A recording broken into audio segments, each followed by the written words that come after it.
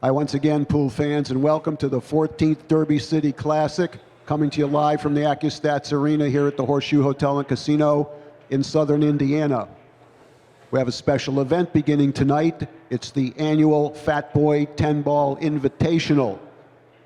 This is our first of 8 preliminary matches in a 16-player single elimination tournament. We'll continue this over the next 3 or 4 days until we crown a champion. $26,000 is up for grabs, $12,000 to the winner. This will be a race to 15 games, winner breaks format, rack your own. Our first player from Sioux Falls, South Dakota. He's a 2007 U.S. Open 9-ball champion. He's a 2009 Derby City 9-ball champion. He's also the Derby City one-pocket champion from 2011, defending his title this week. And he's also defending his 2011 Derby City all-around world championship. And in this coming months in May, in the Riviera in Las Vegas, he will also be defending his 2011 U.S. Open 10-ball championship. Sponsored by Q-Tech, it's SVB, the South Dakota kid, Shane Van Boening.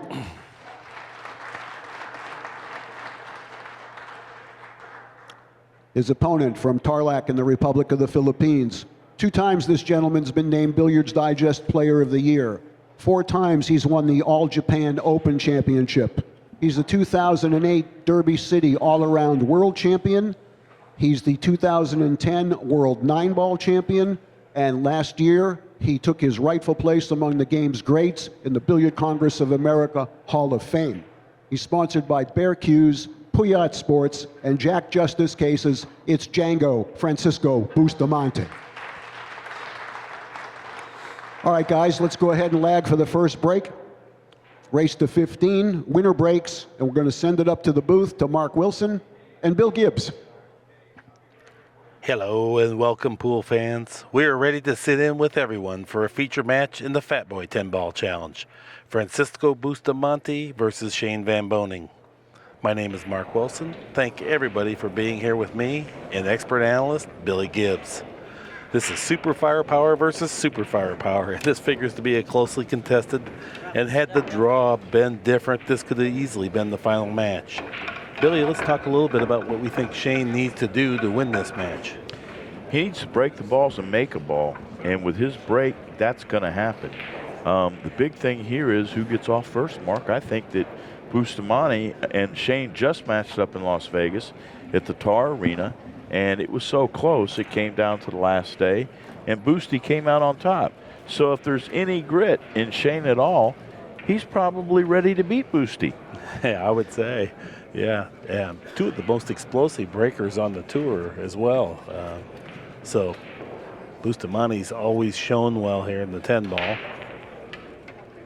Well, in a rotation game, how can you bet against a Filipino? Another good point. Shane travels to the Philippines to compete regularly, and he was a great player when he went over there, and he came back a better player. So, you know, I know you're into mechanics, Mark. Look at the motion on this kid's break. Yeah, he raises up just a little bit. And as a side note, as he levies a tremendous blow on the rack and pockets a ball, 2 balls. If the 10-ball goes straight in one of the corner pockets, it does not count on the break in this format. There's no jump cues allowed, and other than that, it's pretty standard 10-ball. There's not a call shot or anything like that. Well, Van Boening pocketed 2 balls on the break, Billy. Got a nice shot on the 1, too. He certainly had more time on this TV table than Bustamante because he finished 2nd in the bank pool, and he just played a 1-pocket match here earlier today. Well, he's laid down a pretty good safe here. Looks like Bustamante will kick at this 2 cushions. Be long rail, end rail into the back of the 1. He would like to hit the 1 pretty heavy and drag the cue ball back over by the 8 in this fashion. What a nice return. I think the 1 ball might have got out by the 10 where Van Boening will be able to hit it, but Bustamante made the most of his kick shot there. You know, do you think he's going to go after the combination here?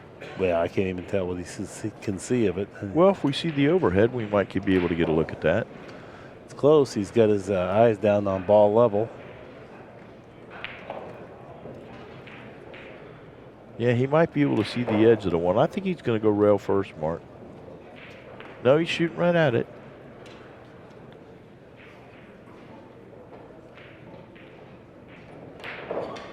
This might be just to hit the one ball. I'm not sure he has enough room to pocket the 10. Oh, yeah, I agree. Yeah, he didn't have quite enough room. He tried to make something happen that wasn't there, Billy. That's what it looks like to me, too. I agree with that call. Yeah, Bustamante with ball in hand, and the ball's all open. I think this will go pretty quick, this first rack. 3-ball has a half a pocket if it wants to go past the brown 7. That's plenty of room for Bustamante, especially if he can get the cue ball reasonably close.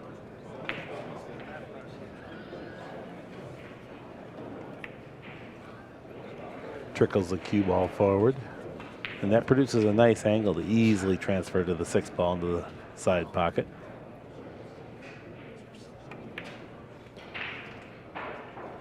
And he got it on the right side of the 6, so this is going to go pretty quick for sure. I just love to watch his stroke. Yeah, it's very unusual. Well, it's very artful, I think. I really think it's very, very artful.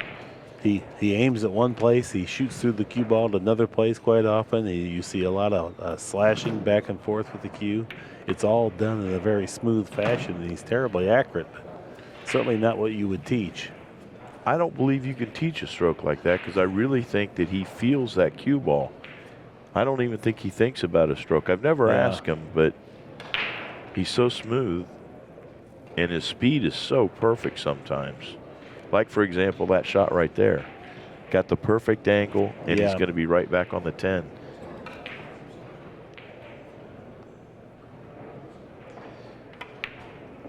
This might sound silly, but whenever I'm out of stroke, I put in an ACCUSTATS video and watch this guy for an hour or two, and I hit the ball better instantly. Yeah, Bustamante chopped through that rack, no problem, and it's 1-0 Bustamante. This is a race to 15 games.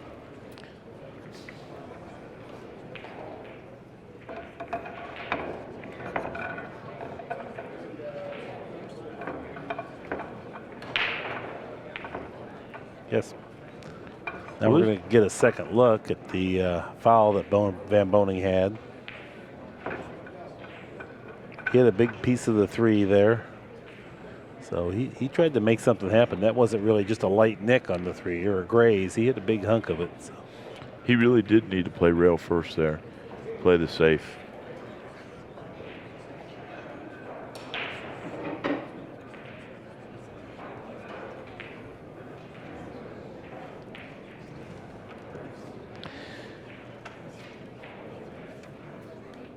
Yeah, Bustamante set the break here in game number 2.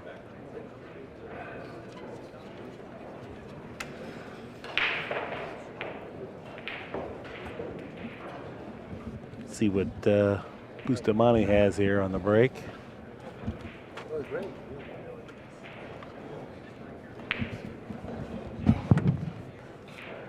Get our first look at the patented Bustamante break. He crushed him, Billy. Oh, we're joined by a different Billy. It's Billy Incardona now. Welcome aboard, Billy. Well, how you doing, Mark? Oh, I'm doing great. Can we fix this so I can hear myself a little bit here? Let me see here. Let's see. Maybe. Yeah, that's better. All right. Yeah, that's better. Okay. For those of you out there that didn't know what I was doing, neither did I. Anyways, this figures to be a fantastic match here, Mark. Oh, you're not kidding. 2 guys that play with their hair on fire. And they just had a match in Las Vegas not long ago. I think it was a couple weeks ago. It was 3 races to 25, 2 out of 3 sets. Right. Bustamante was the winner in that match. He won the first day and the last day. Shane Van Boening was slated as the favorite in that match, in spite of the fact that Bustamante had beaten him last year here at the Derby City Classic. But this is a little bit different now. We're playing in a tournament, and that was a money match. But anyways, these are two great players. I would have to say that these two players are the top 2 of 5 best players in the world today. No question about that. Right. Maybe even ranked like 1-3, 2-3, or possibly 1-2. As Bustamante collects game number 2 from his break with a great 3-ball combination. And he'll be breaking. It's going to take a player like Bustamante to defeat Van Boening because of his ability to open up the balls. Because if you don't open up the balls well, I mean really well, you're not going to beat Van Boening.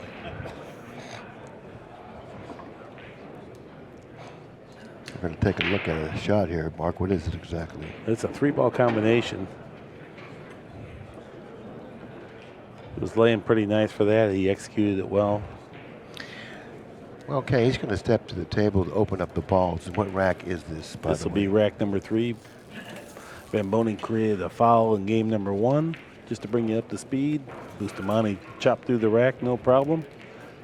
Broken ran that rack, or Broken made a 3-ball combination, I should say. And then now he's breaking here in game number 3. Bustamante has always been a player regarded as having the biggest break in the world until Van Boening came onto the scene. A little while on, the balls really opened up well. Lots of ball action. How would you like to have that break, Billy? Can you imagine what your career would have been? Nobody would still be beating you in 9-ball. You could break them like that. The 2 balls positioned next to the brown 7-ball near the center of the table. He's got a nice angle on the 1 to drop nicely for the 2. 3-ball position in front of that lower corner pocket. So therefore, from the 1 to the 2 to the 3 seems rather routine. Now the 5 and 8 are to the left of the cue ball there. That'll be the ball. The 4 ball's positioned next to the 3. So therefore, he's going to have to get a straight-in shot on the 3 to stop for the 4, or else have an angle down table and then go across for the play position for the 4 in the same pocket. And that's what he's opting to do, I believe. Now he's lost his market on that angle, so he's going to have to stop the ball.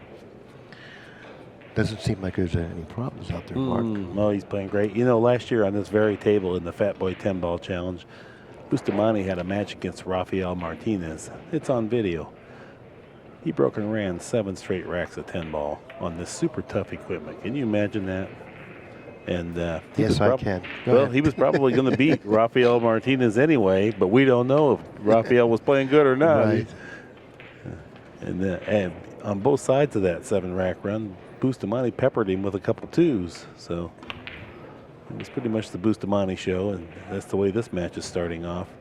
Now this is where he's going to have to be particularly careful here. He's got to control the 4 off the combination. Let's see how well he does with this. He's opted to play position for the 4 in the corner pocket. Another little insight into Bustamante is he loves to win naturally, like all these great players do. But there's a certain pride, and if people think that Van Boening is in the same league as him, he's here to make a little statement that perhaps he is the better player for sure.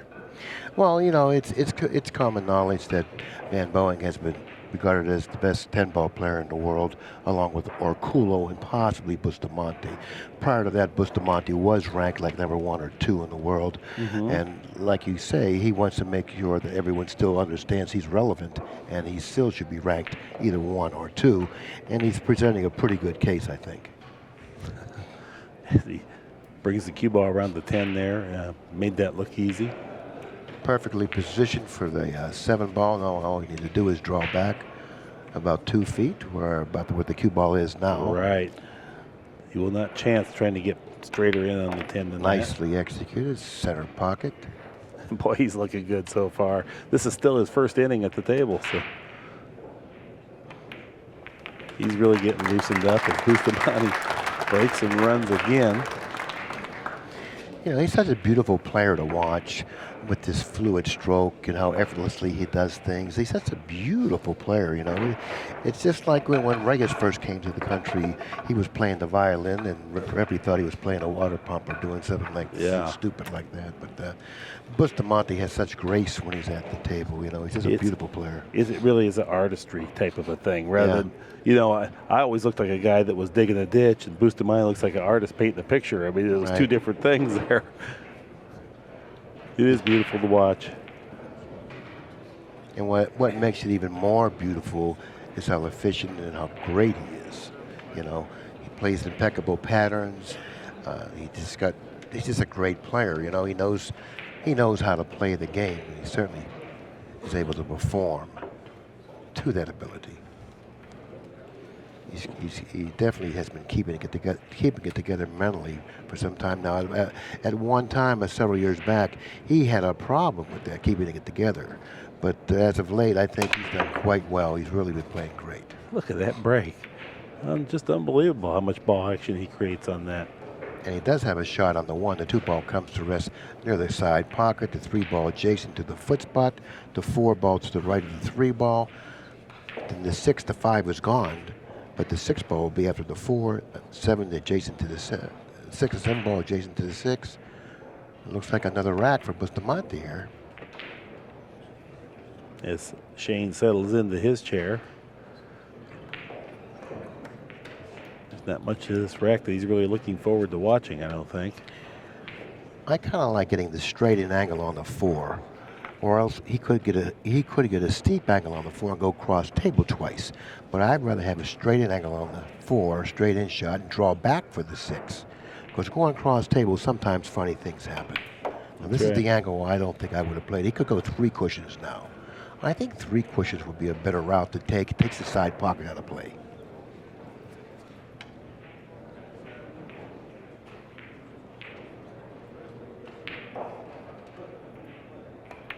Now he's opted to go 2 cushions. But when you have great speed to the cue ball and confidence that you can do this, obviously the 2 cushion route cross table is the best route because the make percentage of the ball is increased. And you know this table is a super snug table. It's not like it's a big, large pocketed table that's very forgiving. And right now, Bustamante is completely overpowering the table, which you hardly ever see. He certainly is.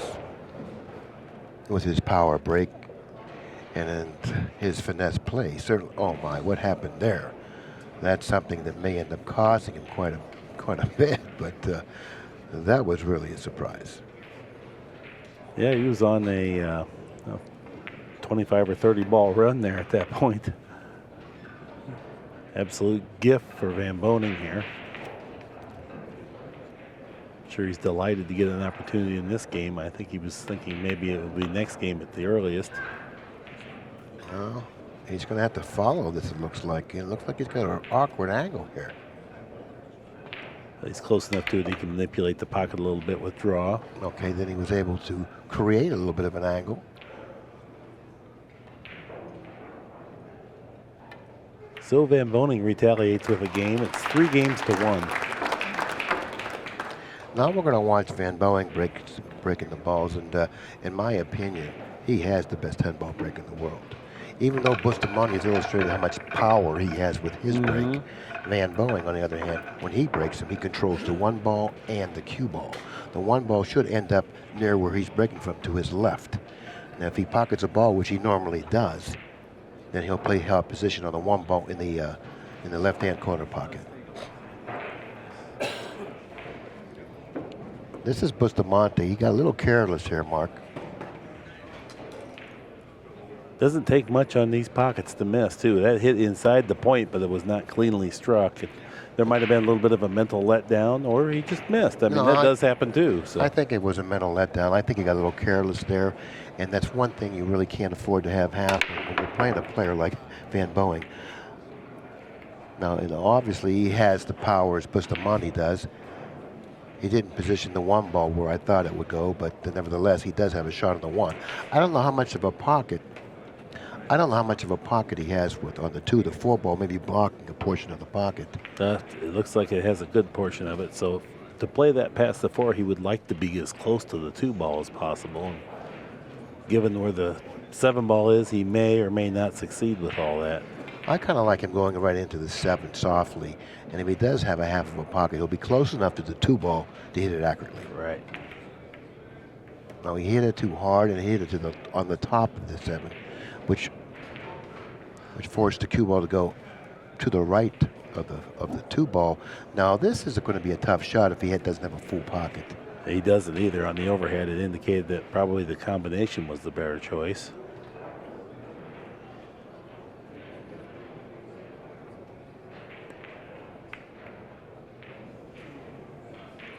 And that's how snug these pockets are, Billy. He didn't hit that poorly. Interesting layout. Notice the position of the 5 ball to the right of the 8 ball, the ball hanging near the side pocket. He's going to have to play position from the 2 or from the 4 to the 5, and he may have a problem doing that, especially considering how he's starting off, because he's going to have problems controlling the 2 ball here, possibly. If Bustamante was to run out here, this would be twice as hard as any of the other games that he won, just given the distribution of the balls. Now he's going to have a lot of distance. He had a problem controlling the 2 ball. That was the problem with that particular layout. Yeah, I think we're going to see the defensive game come into play now. And it's not that easy of a safety available either. When I look at it, and I'll study it a little further and see what I can come up with. What do you see here? Well, I see when it's difficult to play defense, you might as well play offense. It might be he might take on the cut shot just because he doesn't see a real routine type of a defensive shot. And I think you're correct, because the 3 ball is the next ball he'll be shooting, not the 5. And the 3 ball is positioned where he has multiple pockets to play position for it. So let's see if he goes offensive here, because I don't really see much of a defensive shot here, unless he can bank the 2 near where the 5 is, near that cushion where the 5 is.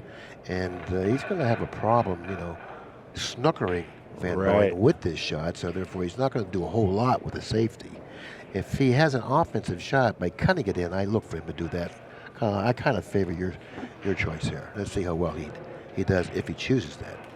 A little bit awkward bridge. If he chooses to play safe, he might go high left English and just try to trickle the cue ball over by the 5, but that's super tough. No, he shot your shot, and I don't blame him, because the safety was really, Right, he's not going to too lose good. control of the table. He's not going to stop Van Boening from hitting the 2 ball with any kind of a shot he was going to play there. So. Now, had the 5 ball been the next ball he would have been playing position for, then he would opt to play the safe. But since the next ball was the 3 ball position there in the center of the table, or around there, where all the pockets were available just about, his chances of coming up with a shot on the 3 ball was much more likely than it would be coming up with a shot on the 5. I think we're That's going why to he went see offensive. a safety here, using all that congestion on the far side of the table here. He'll probably I don't know if the speed of that shot doesn't really lay right. Well, he was looking at either crossing it or maybe thinning the 3. Yeah, that's tricky too. I kind of like, see where the cue ball is now? Mm-hmm. I kind of like putting the cue ball back somewhere in that area, setting the 3 ball up table, because then you have the 6 ball and the brown 7 ball to help you here. Let's see what he does.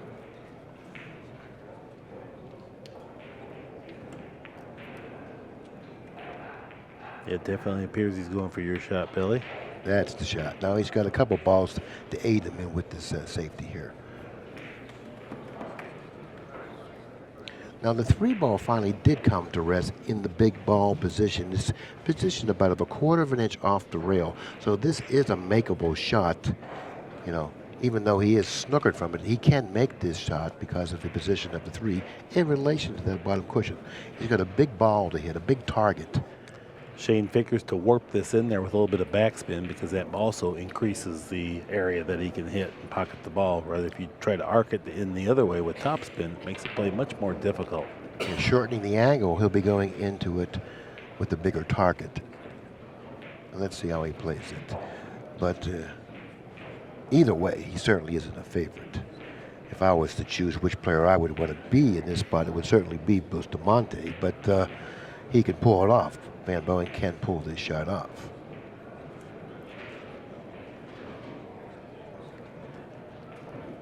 As distasteful as this circumstance is, it's still probably not the right time to try to take an intentional foul and further tie up some balls. No, I'm just saying, because he doesn't figure to run out from here. Even if he pockets the 3, it'd be hard.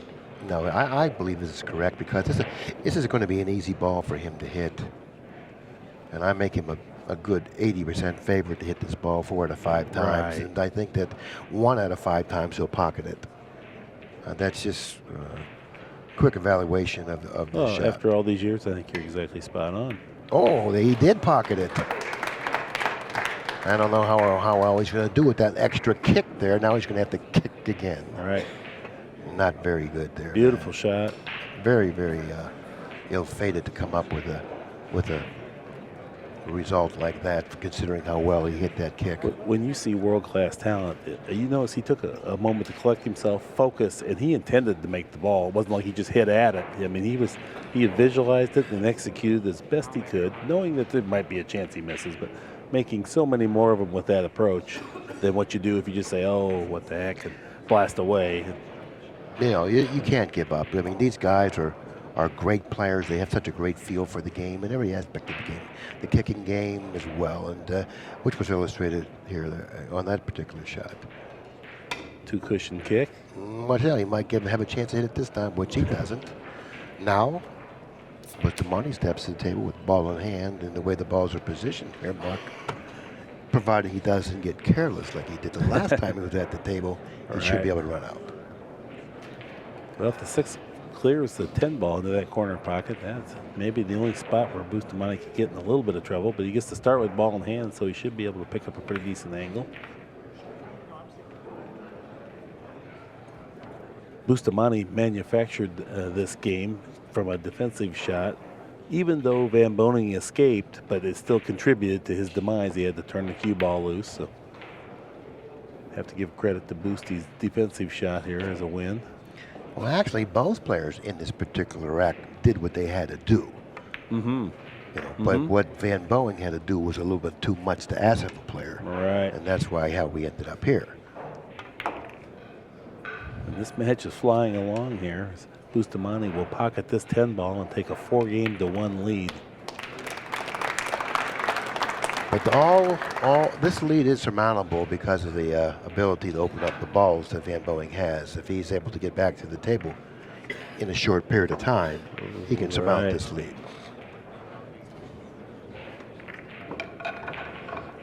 Get another look at this beautiful kick shot here.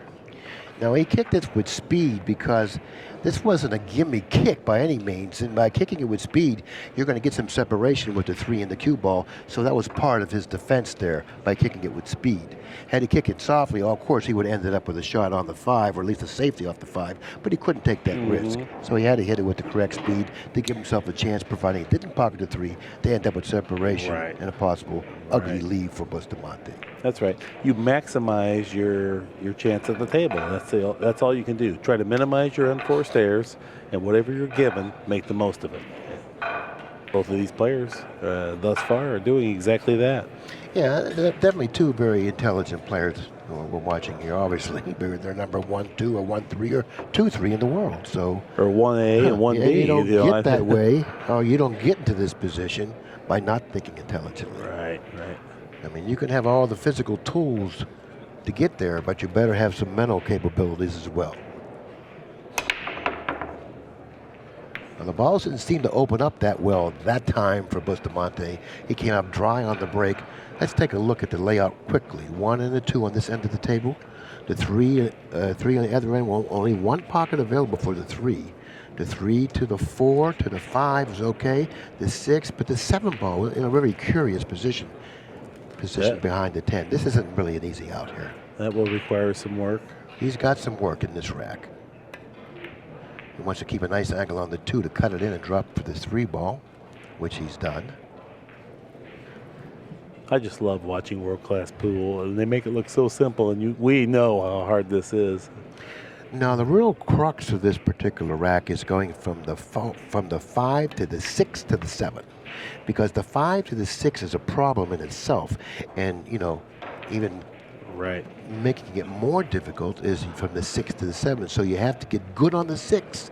The position of the 9 ball may preclude him from getting good on the 6. Certainly a very problematic ball out there. Let's take a look and find out how well he does with this. Yeah. Very tough out here. Very tough out.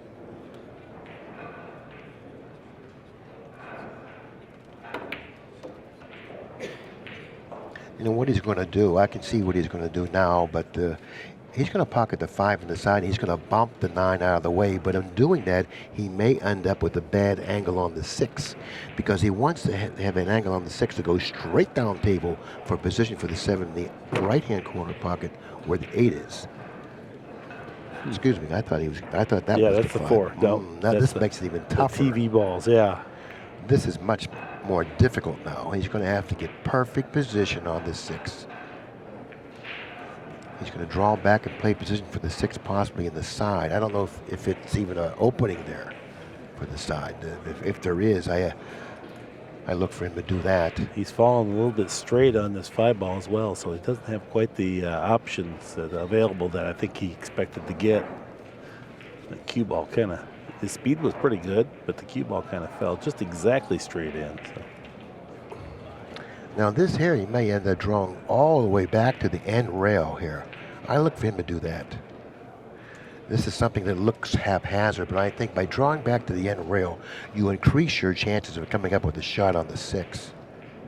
Let's see how well he does. Oh, he's really stretching here. He's going to have to hit this with a good stroke to get it back if that's the shot he chooses. This stretch encourages a miscue occasionally. There he goes. See, now with this type of a position play, you're in line all the time for the 6, because once you hit the bottom rail, you're in line, and you know you're going to stroke it well enough to get off that bottom rail, and you're going to have a nice angle for the 6, which he's ended up with. That was actually textbook right there. Oh, he fell on the exact right angle here. If he pockets this 6, the cue ball can easily transfer to the 7. And that was a really nice call, Billy. And this is the shot in this rack from the 6 to the 7. And the angle that he's left himself with on the 6 may be a little steeper than he wanted it. Because if the angle that he left himself with on the 6 was a little straighter, then he would have just drawn the ball down near that corner pocket. But the angle that he's left himself with, it looks like it's a little steep. So he may end up going into the 10 here. He's certainly looking at what would happen if he went to that side of the table and played the 7. If I were he, I would go toward the 10 here, toward the 7 and the 10. Yeah, if you bump the 7 or the 10 either way, it's rare that you wouldn't come out with a pretty nice shot. Oh, he's going to the end rail. Okay, he just missed the 10, and he had to hit that shot with perfect speed, and he did it. Boy, that was a gorgeous shot, because he went over and looked at that. He played for that, and there was a small area there. He transferred the cue ball a long ways to a small area. There was a lot of work in that rack, and he's worked his way through the tough part of the rack. But that doesn't mean he's going to get out, because he's still going to stay focused here. It looks like he's a little awkward on this 9. He underhit the ball just a little bit, but he's put so much focus into every single shot thus far. To fault him, it would be hard to do, but it did seem like maybe there was a hint of a mental letdown there. Look at all the indecision out there. You know he's ended up awkwardly on this 9. He may have to draw across table twice here.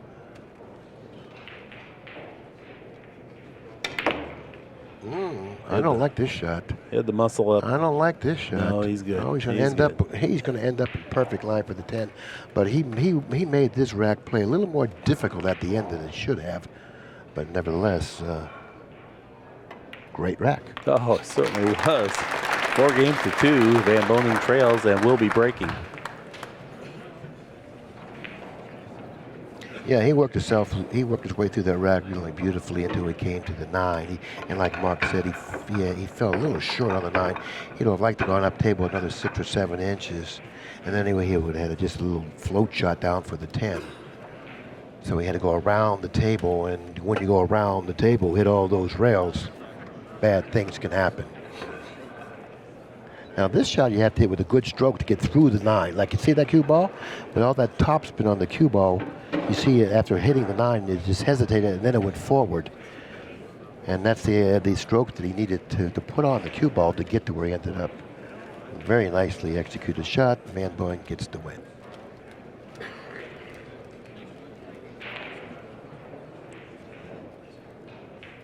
Van Boening goes to his favorite spot to break 10 ball for him.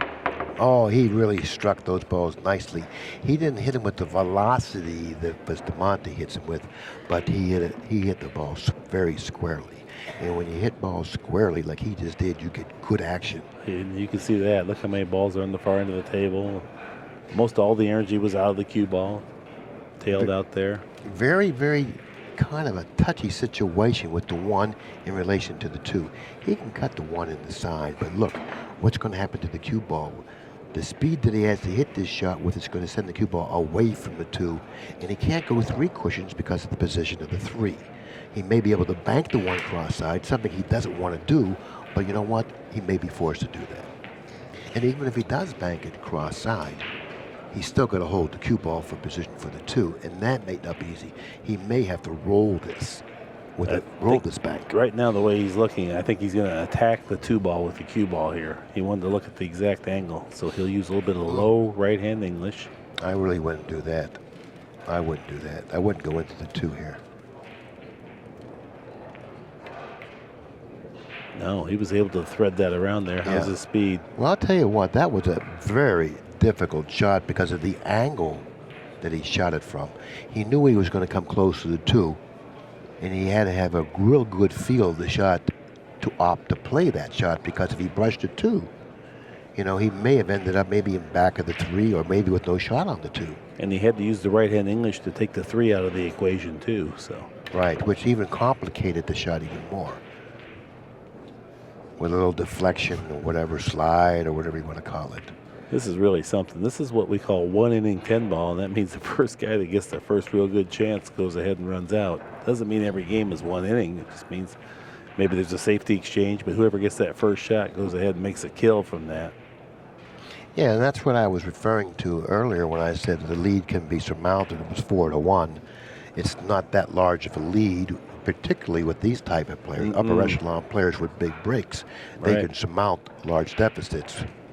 And he's showing us that that's actually fact, at least up to this point. Let's see what he does here. I like what he's doing now. You know, he's a little unsure. So he wants to make sure. Because, see, playing the 8-ball in the corner pocket that he's standing over now, he has to get fairly straight on it. He doesn't want to get the angle where he has to cut it to his right, because then he complicates things a little bit more. Right, puts the 10-ball in So play. he wants to get down outside far pocket. enough, but not that far. So he wanted to get down far enough so where he would have a straight shot on the 8. And in doing that, the side pocket came into play. Right. And it's such an interesting angle there, because if the previous ball goes into the pocket even fractionally different, it doesn't go in the side pocket. It's a couple inches off. I mean, it's just minuscule, the difference there. Now, Bustamante gets a cheap win back. He gave Van Boening a cheap win. Now he gets one in return, unexpectedly. No, I don't think that was a matter of being careless. I just think that, you know, he hit it with a good stroke, but the angle that he was going toward the side pocket was such a, you know, a small pocket he was going toward. He didn't 100%. consider scratching. Okay. Bustamante takes the lead 5-2 as we get another look at Shane Van Boning's ill-fated scratch in the side pocket. Off the 7, the top spin. And I'm not saying it was improperly played. I'm just saying if it enters the pocket even just a whisker off, it maybe makes 3 or 4 inches, 5 or 6 inches on the cue ball difference. I actually thought that he thought that he was going to stay away from the side. Right. You know. Right. I was saying to myself, why didn't he apply right-hand English on it and go to the side rail and then toward the 8? Because I think that he was thinking that by hitting it with the center ball or whatever ball we used, he was going to go straight down the table about 4 or 5 inches off that rail, never even hitting that rail or the side pocket. And he certainly misjudged that. Or he may have mishit the pocket. Mishit the ball that he shot a little bit that forced it, you know. Correct. He may have hit it too thickly. Okay, Bustamante goes back to the same place he's been breaking from as well. Both players have gotten good effect. This is a power break. Now that's a power break there. Notice how much action he gets off of his break, and it's all due to the power and obviously to the squareness of the hit as well, because when he hits them square, they really open up. Yeah, the cue ball bounces back almost to the head string, where most people, they just bounce back barely past the side pocket. So it takes a great deal more energy to get it to bounce back that much further. Now, this is a very difficult situation to negotiate because he doesn't have a shot on the 1. It's going to be a very difficult push. You know, if I were he, I would even consider pushing out for a kick on the 1. You know, push out for a kick on the 1 where you can kick it into the side. I don't see anything else he has. Yeah, it's a matter of maximizing your opportunities, and when you don't have one, you have to manufacture something. You certainly can't push out to an offensive shot. You can't push out to a defensive shot. So, but pushing out to a kick, I don't even know where he can push out because of is that the 4 ball on the other side of the table? No, that's the 5 on the far side. The 4 Well, is right next ball, to the 1. The 5 ball blocks the path of the kick. If the 5 wasn't there, I would think he would push out for a kick, because I see players do that a lot in situations similar to this. Now he's going down to the other end of the table. Now, if he positions the cue ball or he pushes out where he's standing now, somewhere down there, it's going to be an easy read. Either you're going to accept it or pass it, because it's going to be obvious to do either. You know, you want to push out to where you're going to leave your opponent a decision to make, and it's going to be a close decision. If he pushes out down table, the decision that's going to be made is not going to be a close one. It's either going to be, I'll obviously take it or I'll obviously pass it. That's what you don't want to do. In this predicament, you look to tie something up to prolong the rack, but there's really not much here he can do in that vein. No, but he made 2 balls on the break. Had he made just 1 ball on the break, he may have had a better chance of doing that. But and there's so much separation between the ones that are out there. he is at a big disadvantage with this push. Okay, now if he can't cut the 1 in the side, okay, it's very difficult to take this shot. Shane's already made up his mind. He's measured up on it already. Well, he's going to cut the 1 on the side because he can't play safe from this position. Oh, it's wrong again. Well, obviously. He made that look easy, and that rolling that ball from that distance and maintaining the cue ball behind the 4-1 cushion out there. It was very well played. Yeah, excellent shot. I didn't think he had the angle to do that. Obviously, I was wrong. Now Bustamante steps to the table. Well, he made it look easy, but that was not easy. That was a world-class shot. Now, this is going to have to hit with speed here. Now, the Filipinos, as you well know, they kick better than any other players. They really understand the kicking game. And no mystery. They have to do it so often. Every rack of rotation you play, you end up with 5 or 6 kick shots of utmost importance. So they're super proficient from just the exposure to doing it. In 9-ball, you so seldom get those predicaments by comparison. This is going to be hit with speed for several reasons. You want to get some separation, and you want to give yourself a chance to get lucky. Now, he got the separation that he wanted to get, and he got rewarded for it as well, you know. He certainly did. And that's what happens when you tattoo those kicks. I mean, he didn't just lightly nick it. He gave it a chance to go in the pocket. He gave it a chance to get separation, and good fortune was bestowed on his good effort. Doesn't always happen, but it certainly happens more often when you contact the object ball. And a lot of people may look at that and say, he really got lucky. But luck is a residue of skill. But when you hit a shot the way it's supposed to be hit, you're going to get better leaves more often than the person that doesn't hit it the way it's supposed to be hit. So therefore, you're going to get luckier.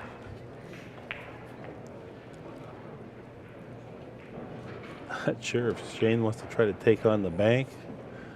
I don't know what he's got going on here. I guess that's about what he has, is it?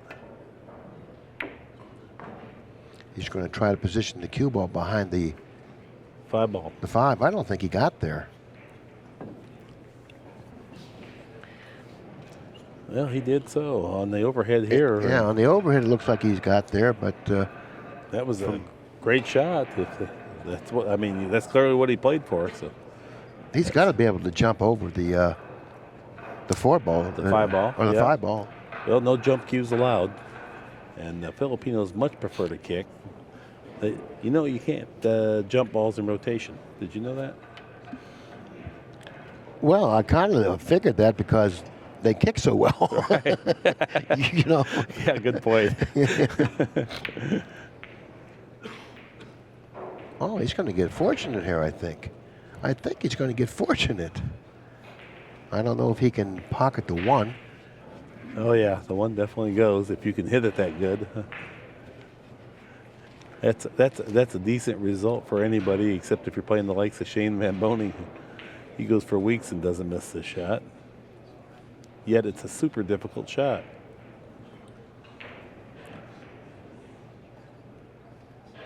Ultra long bridge. That's a Filipino bridge if I ever saw one there. Oh, he hit that nice and clean, but looks like he struck it a little bit too hard. He glided that ball right on in there. You know, isn't it funny how the cue ball just seems to locate in the most awkward of all positions, an inch short, an inch further, it makes it all much easier to play from here. You know, but the angle that he was left with was a difficult angle because the speed of that shot really didn't lay well because of the type of strokes that he had to put on it. He wanted to avoid the 4-ball, which meant he had to have enough spin and load by the time he carried all the way across the table, and that's what knocked out the speed control issue. Well, you had to draw that ball and you had to have that backspin on the cue ball stay, back spinning so you would avoid the 4. Right. And in doing that, you had to hit it a little harder. Shane may be forced to attack the 10-ball here. I don't think that would be what would be first and foremost in his mind, but there's not a whole lot left to do. Looks like he's cutting it in. I think he's going to try to billiard the 10 here. You're right. Yeah. He didn't have much else. He knows he's going to hit the 10. It wasn't his favorite choice of shots, but the cue ball just got funny. Wasn't anything natural about that shot. No, he had to make the angle. Yeah, and it's very difficult to feel that and try to control the 3-ball as well, because he just wasn't going after the 10. He wanted to give himself a little bit of a chance had he missed the 10 and try to reposition the 3-ball in a difficult position. Well, that mission accomplished on that front. This is super tough. Pinned to the side rail, right near the side pocket. Yeah, he got it. Considering cutting it down the corner, that tells you how tough this is. Yeah, he got a little fortunate for the 3 to end up where it did. And this, like Mark says, very, very difficult shot. Let's get the angle on this shot where you can look at the 3 crawl, hug that rail on the way down. I think that'd be a beautiful angle after the hit. Mm-hmm. Yeah, that's it. If we can just stay on that angle there, if he opts to play this shot down the corner, we'll really see the beauty in this hit. This is what sells tickets right here. Oh, no, I don't know. But he struck it well, but not well enough. That goes on a lot of tables, too, by the way. I mean, he got it inside the jaws.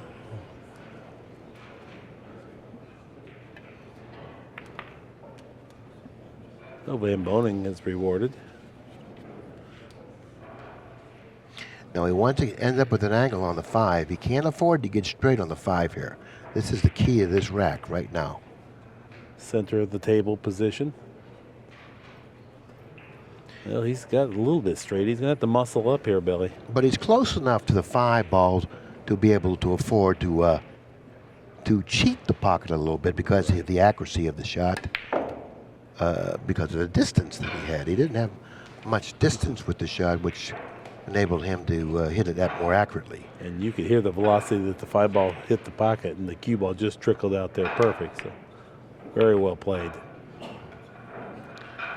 Make sure that you stay focused here, because this is you're going to have to draw it back about 3 or 4 feet.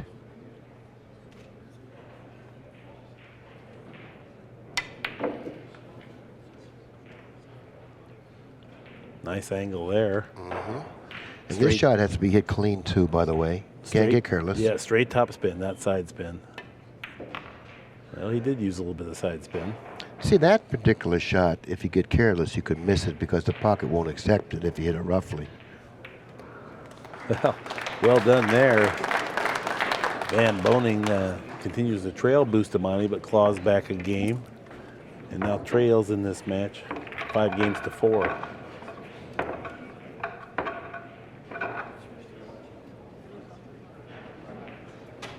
Five to 3, just checking to make sure. Okay.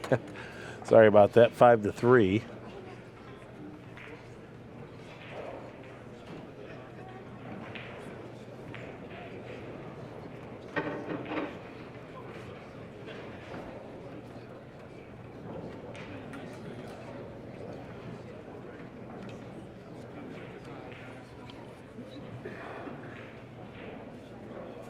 Well, here we go with game 9 action.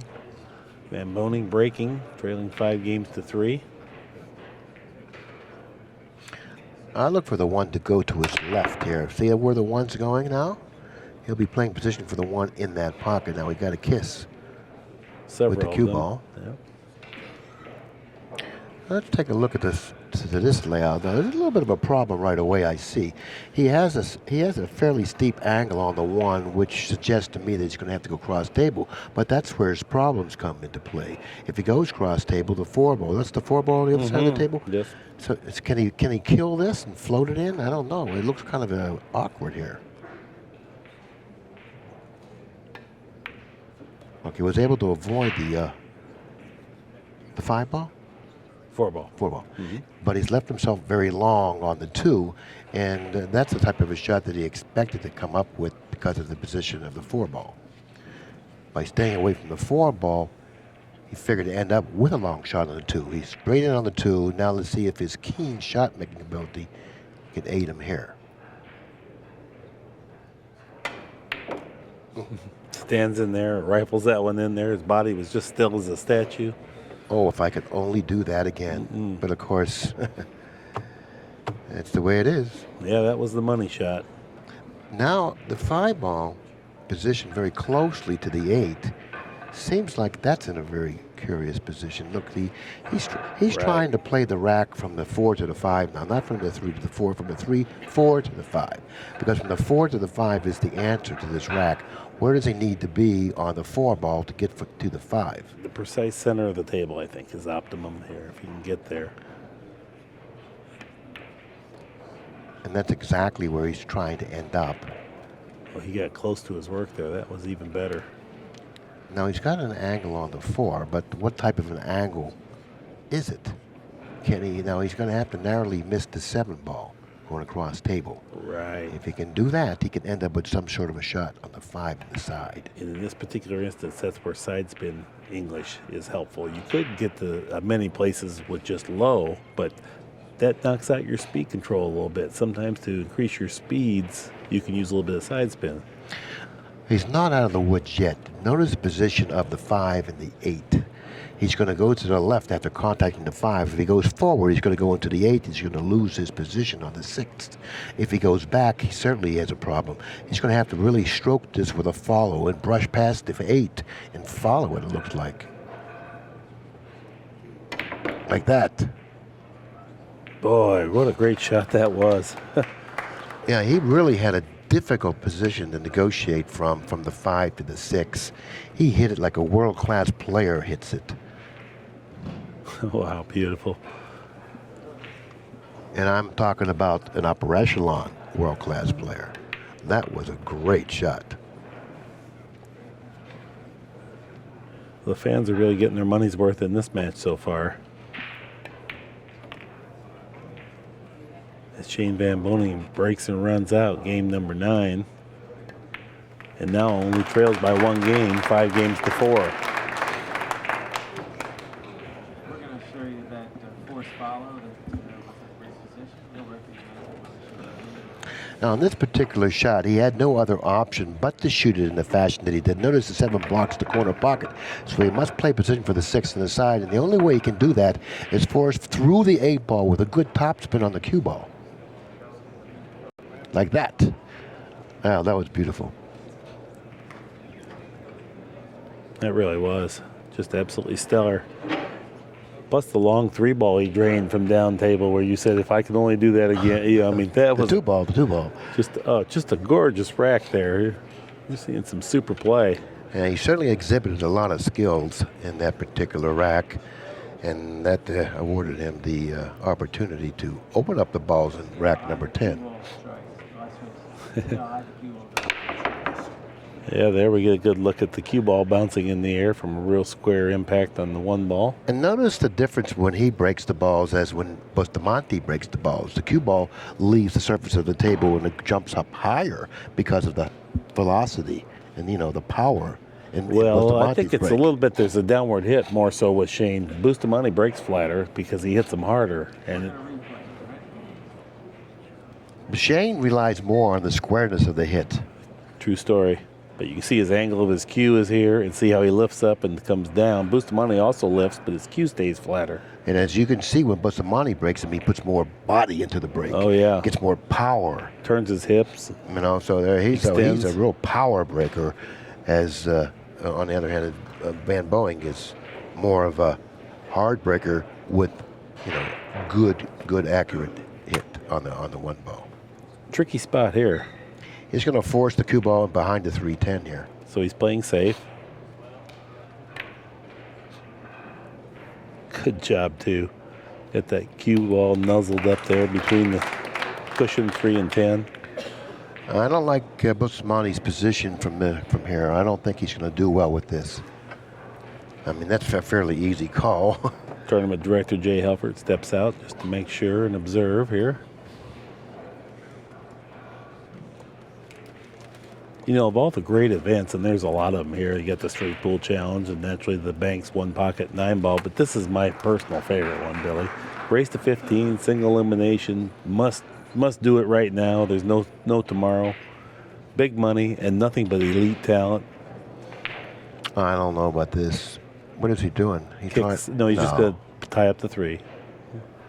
Yeah, just challenge him. He doesn't figure to come out of the kick on the 2, maybe. I didn't like that because you got ball in hand on the 2. That's why I didn't like that. Had that been the 4 ball, that'd be different because then you don't go from the 2 to the 4. You go to 2 to the 3. But since you go to 2 to the 3, you have the luxury of putting your ball in hand on the 2 at the angle that you need to end up to have to get to the 3. True story. True story. But of course, the alternative was to try to kick an almost impossible kick. So maybe he may be better off doing what he did. Oh, and then he has to bank the 2.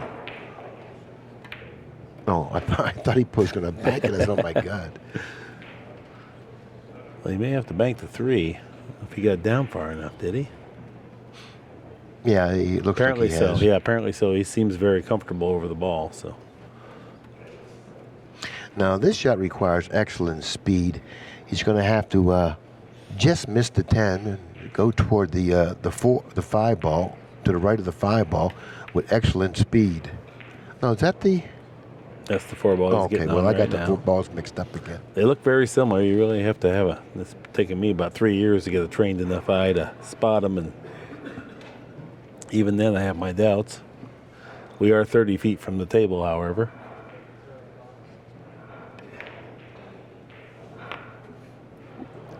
Once again, really judicious use of ball speed there to get on that nicely. He made that look simple, and he had to move that ball 18 inches ahead just right. Yeah, but I don't think he's ended up ideally for the 5 ball here. I think he's going to have to do some traveling here.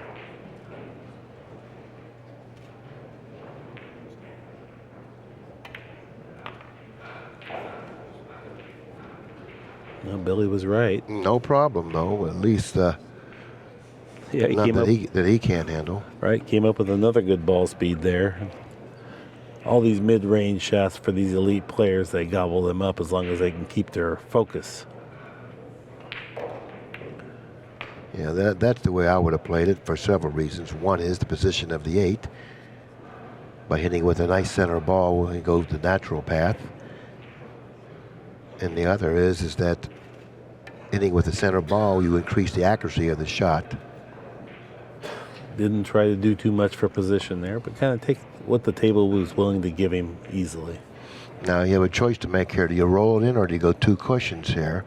I can't tell how steep the angle is from up here. Let's see what he does. He's rolling it in. Sometimes you got that angle where, you know, it's better to go 2 cushions so you don't get a skid on the ball, or you know you're going to hit it hard enough to come up with a shot on the 10 by going to the 2 cushion route, as opposed to going 1 cushion and falling a little too far down table for the shot on the 10. Yep. But that's not the angle that he had. Man, Boening ties the matchup now at 5 games apiece. And, you know, Bustamante tried to tie up the 3 ball. It didn't work out for him. That was a very well played rack once again by Van Boening. It really doesn't get any better than this. I mean, I've never seen 2 guys go toe-to-toe and play any better. I've seen a lot of guys that have sometimes approached this level or standard, and I've seen some guys that have fully approached this standard, but never anything better. Well, we're getting what we expected to get, you know, out of these 2 players. You know, I mean, considering where their rankings are and how well they play the game. You know, people come to watch the best players in the world play, and certainly we have 2 of the best players in the world on the feature table. Clearly. 1 ball, 2 ball. 9 ball. No, 7 ball whatever. almost. Oh, 210 here. Well, here we go. That's the reward.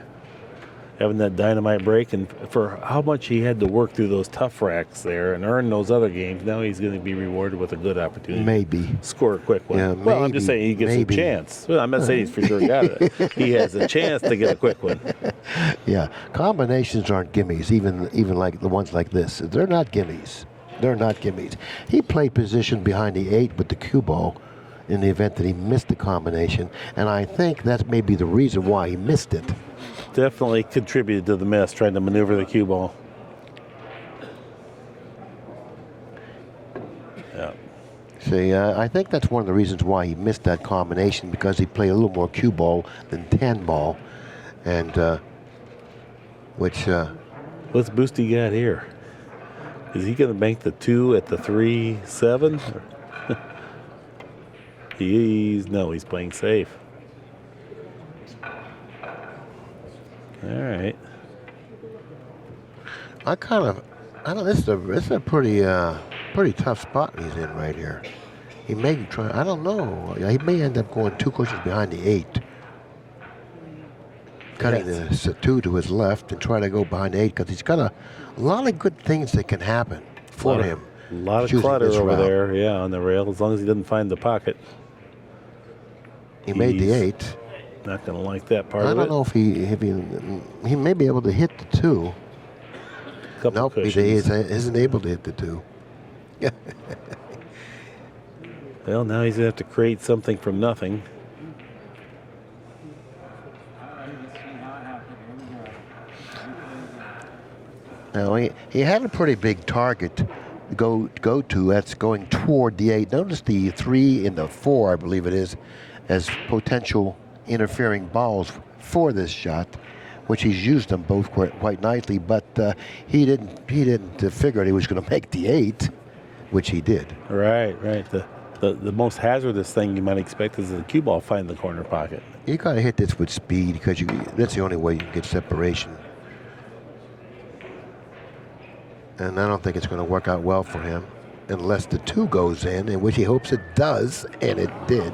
Now he has a cross side bank on the 3. Or he might be able to stun the cue ball off the 3 at the 7, hanging. Boy, he got lucky, didn't he? No, he didn't. That's well played. I don't think that's lucky at all. No, sir. Okay. No. He was good enough to get lucky. Yeah, he was at the table. You don't get lucky sitting down. You got to be standing up there. Now let's see how well he hits this bank, which he's definitely going to shoot it, and I think he's hit it short. Yeah, that's just the side of the table that that bank will miss on. Yeah, the rails played rather short. These are the new rails they have on the diamond table, and they play a little shorter than the other diamond rails. Well, Shane is not unaware of it, as he finished second in the bank pool tournament on this very table last night. I don't understand that shot. If anything, you want to hit it with the other speed, favoring the other firmer, side of the right. ball, because you have options, with the other side of the ball. Now you take away one of your good options by playing the combination or even the billiard. Now you have to make the shot. I think he's going to make the billiard. No? He greased it into the corner pocket there with perfect speed. Scuffed just a little bit on the way in, but the speed was right. You can't let the cue ball get away from you here. Maybe going toward the 10. Let's take a look at it. You can't let it get away from you here. Okay, he was able to avoid contacting the 10. Not that it would really hurt him, but it could have ended up behind it, possibly. Right. Pulls out his big draw stroke. No Picks up hesitation the right there. angle here. And Bustamante retaliates with a game here. Takes the lead 6-5. Yeah, Van Boening had an opportunity there if he would have put that bank in on that 3 cross side. Wasn't an easy bank Not at by all. any means. but- Not at all.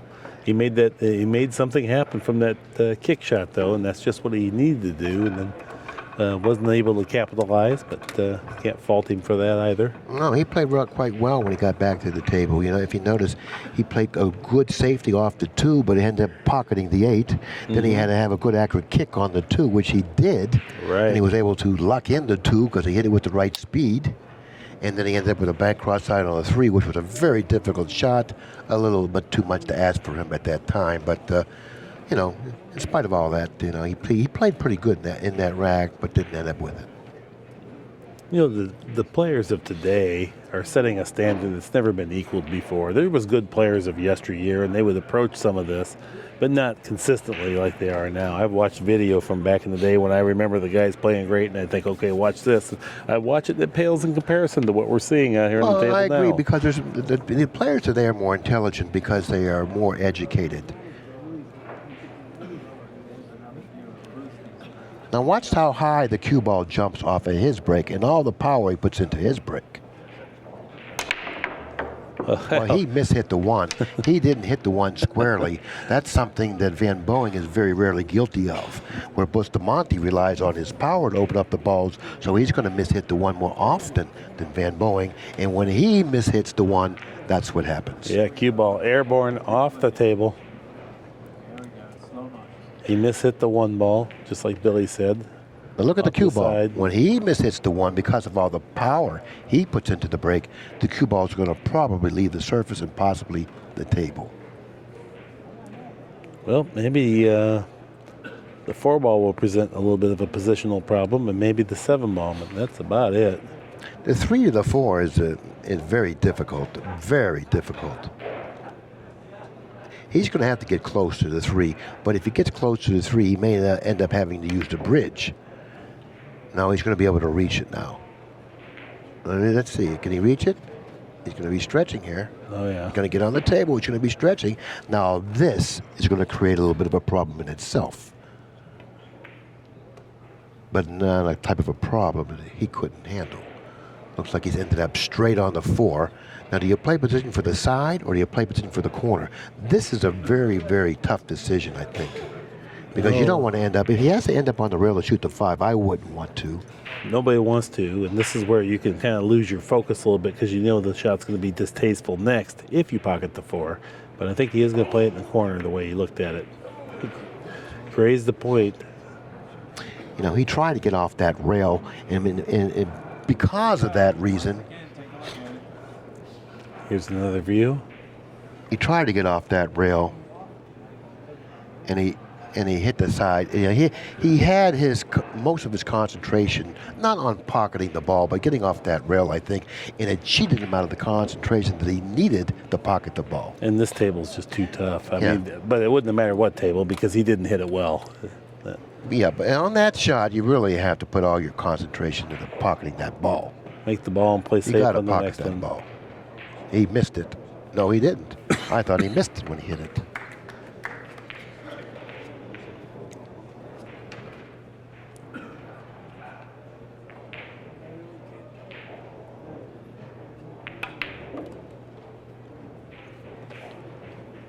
Bustamante, cue ball back to the center of the table.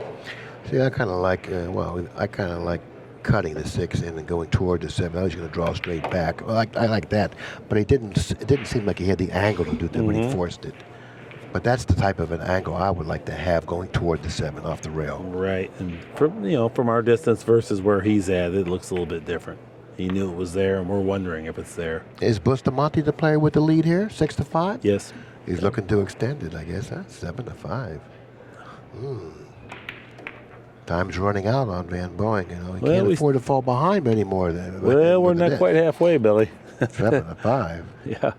With Bustamante breaking the balls, and with a Bustamante that's breaking the balls that already says that he already said, hey, I'm not going to hit them. I'm not going to hit the 1 on the side. I'm going to hit the 1 squarely, because he'll be mindful of that now.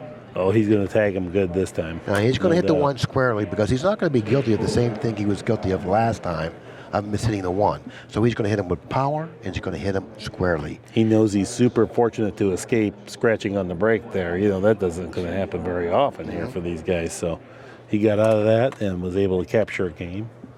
Now he's going to take a quick break. Here's Bustamante back in the arena. satisfied with the rack now, and he's preparing to break. Leading the match 7-5, in case you've forgotten.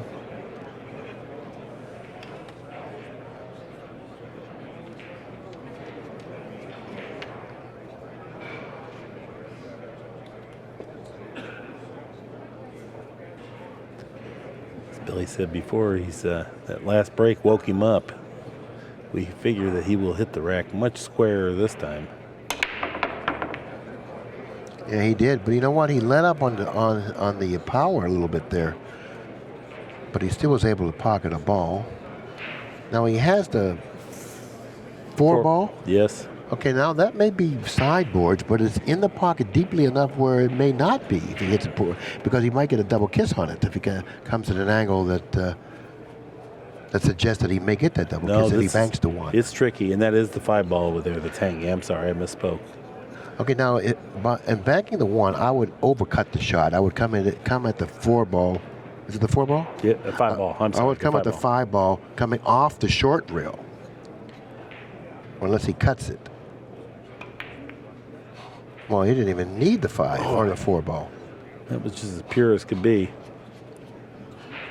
Now, this is a little bit of an awkward angle too, Billy. I mean, when you see him make it and do it so smoothly, it looks effortless, but it's not. There's work to this shot.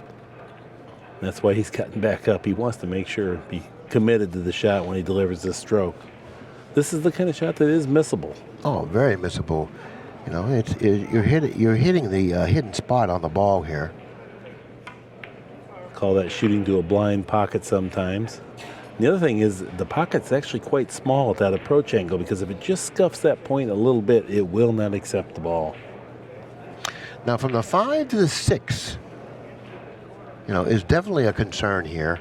You have to get a good angle on the 5 to either draw straight back down table for the 6 or go 3 cushions around. And it looks like getting close to the 5 would be perhaps a little bit unreasonable. He looks like he's playing for the straight angle here. Nope, he's going 3 cushions around. I thought he was playing the 4 in the side. No, he's really got to go 3 around, but he's got to hit this shot thinly so he leaves that rail quickly. See, he didn't hit it thinly, and the top spin of the cue ball ended up taking control of the cue ball, and it flattened out. Now, even though he has this shot, and let's suppose that Shane has just missed and left him this shot, he would gobble this up. But because he's a little bit distracted from the fact that he failed a little bit on optimum position, makes this ball play much more difficultly. Yeah, and that's just human nature. I mean, when we put ourselves in a difficult situation, we kind of dwell or blame ourselves for doing it as opposed to thinking positively. Right. And going after it. You want to relish the opportunity rather than say, oh, God, I should have never been here, and look what I've done, I'll probably miss. Exactly. Ran into the 10. He may get luck. No, he didn't. But he does have a fairly good bank on the 7. He pocketed the ball, but he pocketed it roughly, meaning it scuffed the rail on the way in. A little bit where he didn't anticipate, perhaps, scuffing the rail. That's what collided into the 10. Now, on this shot, he's probably thinking, maybe I should roll this. I think you should play this shot, considering the position of the 8. I think you should play this bank with the speed that gives you the best chance of making the bank. Right. And totally regard position on the 8, because you're going to end up with a shot on the 8. It may be a little longer, but nevertheless, it's going to be a good shot. So play this shot with the speed that gives you the best chance of pocketing the ball. Good point. There's nowhere on the table Boosty wouldn't make the 8 from anyway, if he makes the 7.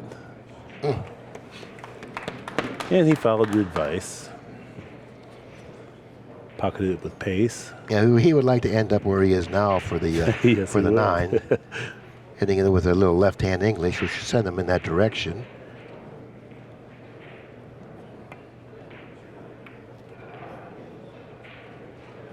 I'd say he got there pretty darn good. Yeah. And all of a sudden, the gap is widening. Yeah, beautiful. But this would be Bustamante's 3rd and break and run out of the match so far. That expands his lead 8-5. Appears that little break did him some good.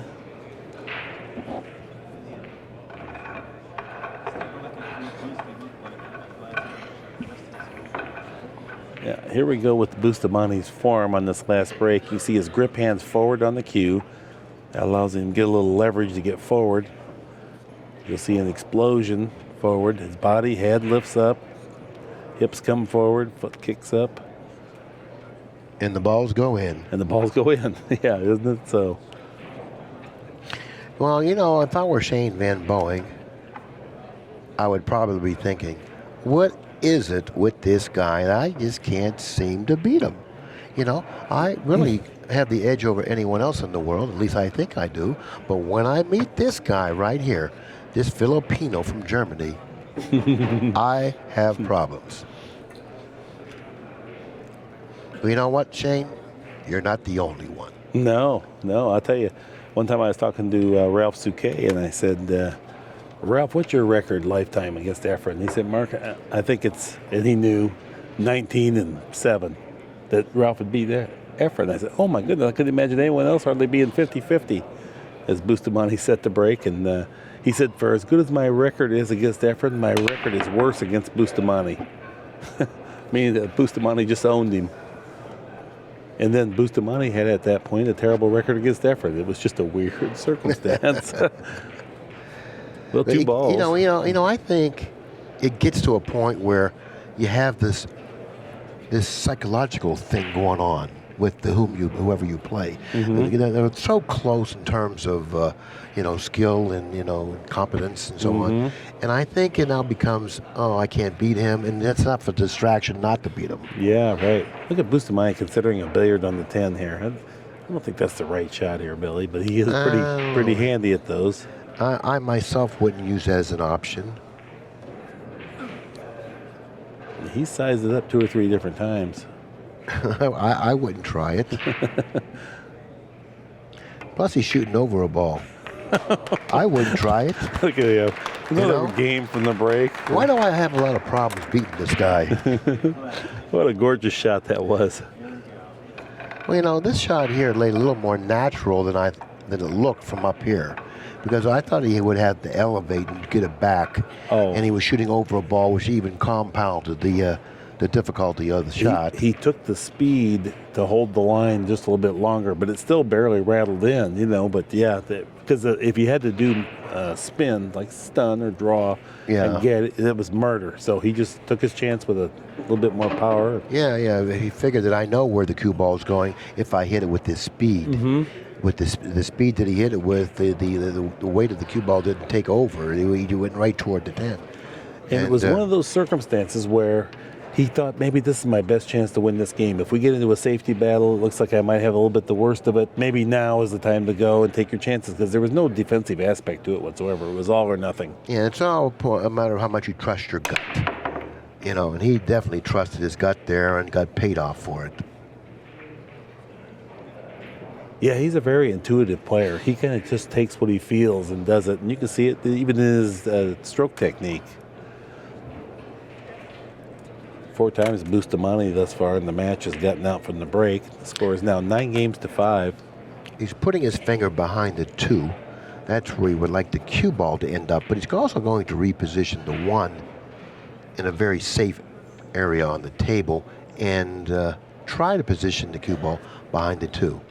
And I think that the angle that he's left with is conducive to both repositioning the 1 and repositioning the cue ball behind the 2. So therefore, he's got a lot of good things going for him here.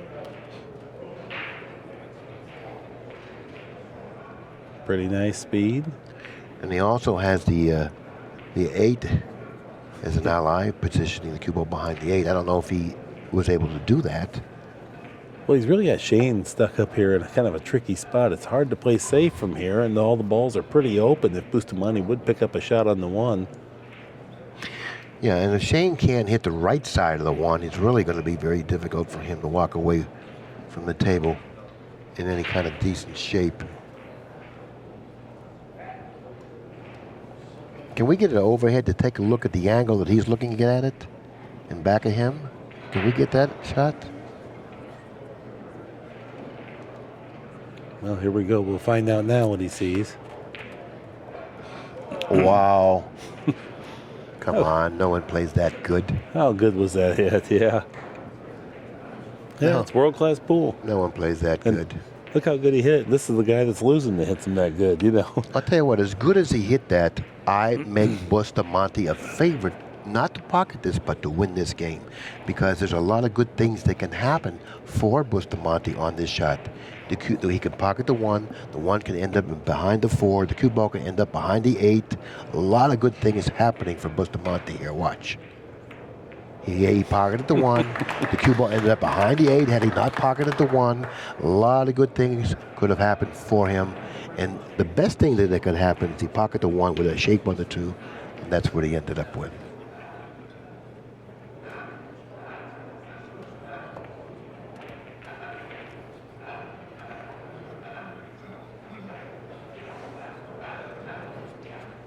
Not the easiest of position plays here, but the way he's going, you figure somehow he's going to make it happen. Is the 4 close to the pocket, or is that the 5? The 5 is closest to the pocket. Okay. And that 4 down there. Yeah, he's gonna play position for the 4 in the side pocket that he's stepping over, shooting over now. Watch.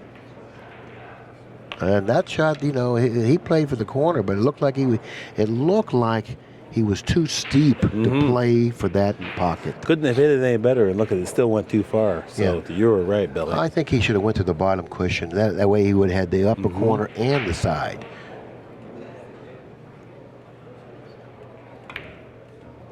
Ooh, rattled it home. Maybe he did play for the side. I don't know. But we know one thing. He put it in the side. He's drawing it straight back. Oh, you don't want to get straight in here. You don't want to get straight in because you may be forced to end up with a longer shot on the 7 than you would like. Well, this is a 10-ball clinic thus far. Uh-oh, he let the cue ball get away from him. And that's because of the angle that he left himself with on the 5. Now he has to rely on his Shot making. accuracy. Yeah, he has to rely on that. I think a center ball would be a good way to play this. Just a center ball with a little bit of right-hand angle. He's sending it naturally cross-table. Oh, he moved a little bit. He hit that a little too thinly, too. He got a brush on the 8, which put him in perfect line for the 8. Well, that's what happens when you're playing good. It's like the balls know it. Oh, Boosty. He is a shot maker, too. Just a fearless shot maker.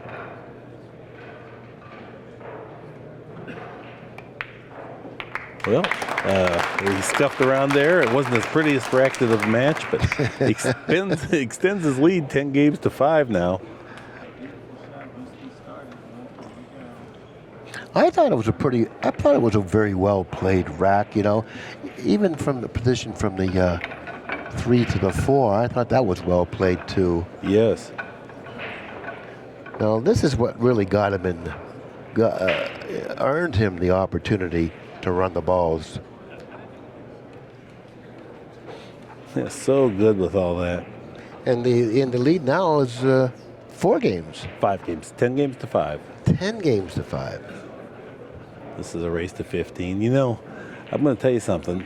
Boosty, he rummaged around there, got out of line a little bit there, shot his way out of it. So, you know, it just looks like a line drive in the box score tomorrow. They don't know that he didn't play the right position. However, that being said, of all these racks, now that's 15 games of 10 ball, world-class level. And you know what? I can look back and say one time I thought Boosty made a sloppy error. Okay. One time. You know, could you imagine? You could make, 5 or 6 sloppy errors in one game if you were not elite. Well, these 2 players are elite. There's no question about that. And now we'll get an opportunity to watch the powerful Bustamante open up the balls. 16, game number 16. Whoa, wow. He put a lot of top spin on that ball. Gets him with such force. Did not pocket a ball. This is not really an easy shot, and it's not an easy layout either. Notice the position of the 3, and notice also the position of the 4. Is that correct? The next behind the cue 4 ball? ball. Yep. Yeah.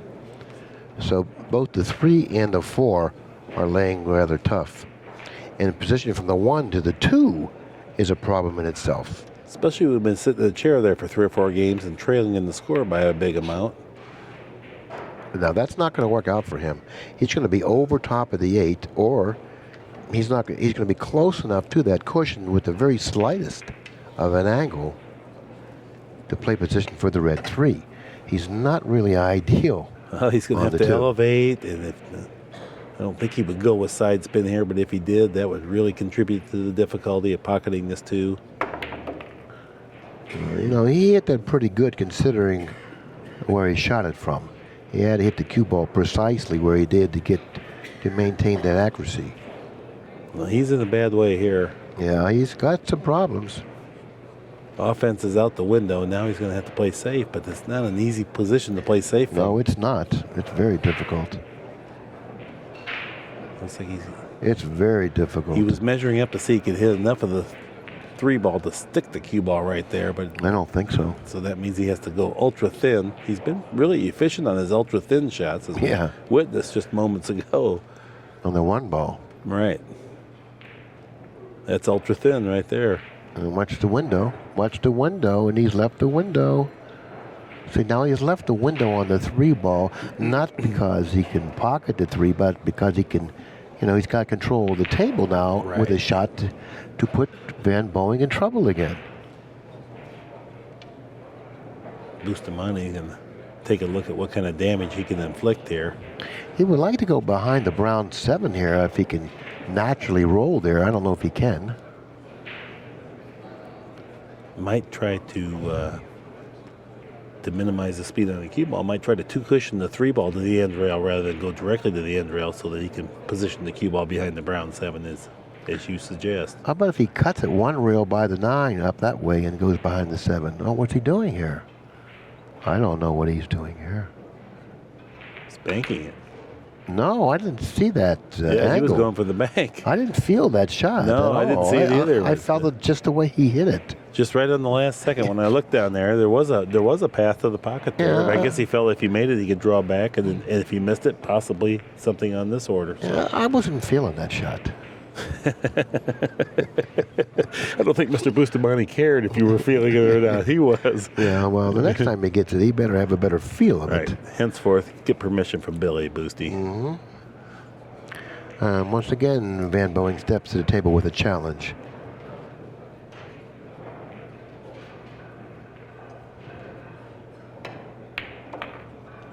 No, he hit it too thickly, and he doesn't get the movement off the cue ball. And he didn't hit it with a real good stroke either. He's getting a little weak, I sense here, Mark. Well, that was a good shot. That was the 3 feet out of the corner pocket. He was off the end rail. And hard to fault him on that, coming up a little bit short. He did hit the pocket a little fuller than he intended, and that's what contributed to him coming in short. But I know, but you know I'm going to get. He didn't miss. You know I'm going to get a little overly critical, so. I'm very generous. It's more fun that way. Yeah, I hear you. It is. Yeah, makes me feel like a better player.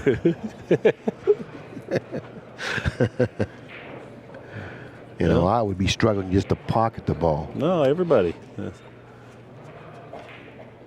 This type of match, to me, it's worth the drive to come over here and stay. You know, just to see witness one of these great performances, and you see them all week long. There's no way you to go home and not become a better player from attending an event of this nature. Also, by purchasing the DVD or watching it on the stream or whatever, you have to pick up a lot of great points. You know. That shot. Oh man. Nicely executed. No, it looks shot. so easy. It's not easy. He's going to have to cut another one. You know, he almost missed a cut shot last rack. Yeah. Now this cut shot he's going to have to control the cue ball with. And he's going to have to hit it with the speed. It's going to be good. That's good. That's good speed. It's going to be perfect. That's what good that's speed. going to be. He's going to give him a shot on the 6 because the 6 was positioned in the center of the table, and he only had 1 pocket to play position for it. Considering the angle that he had. And that's perfect. I mean, I think he could take over from here, huh? Mm-hmm. Yeah. Yeah, if we could just get to this position, we're pretty effective still. I don't even understand why he's digging down here. He must have had a steeper angle than it appeared. Definitely. Yeah, he wasn't putting on a clinic here of other ways you could get position. I thought all he had to do was roll it in. Obviously, I was. Oh, I was wrong. He let up, he body raised up, and he missed that ball, but the pocket took it anyway.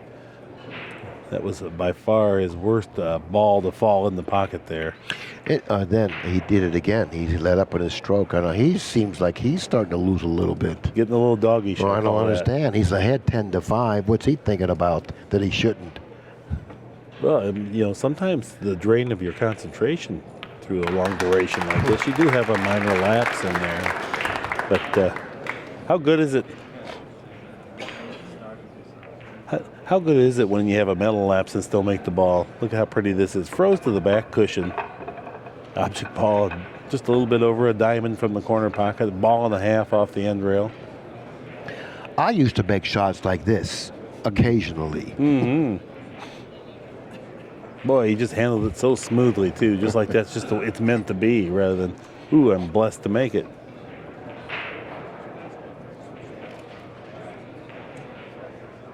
Yep, Bustamante, as Billy alluded to, starting to weaken a little bit. He's darn near missed a couple tough shots.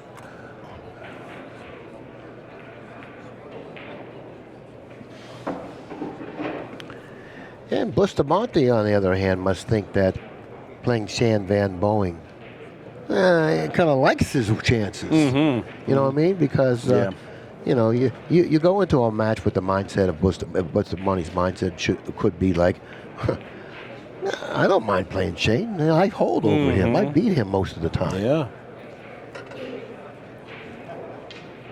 Another good look at Bustamante's very productive break so far in the match. Good square hit. A little more topspin.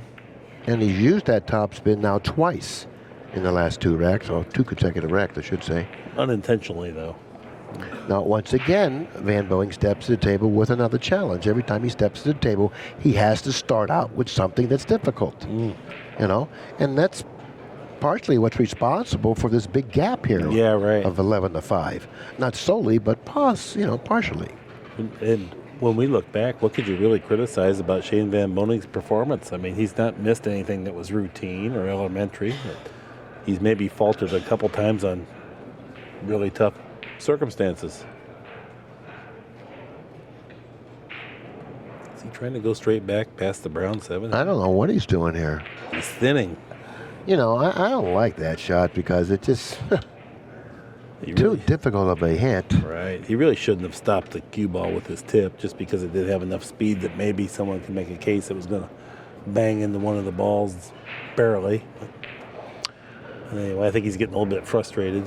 I hate to second guess players, but I don't think he's really, putting much of an effort into this right now. I mean, I don't know if that was an option.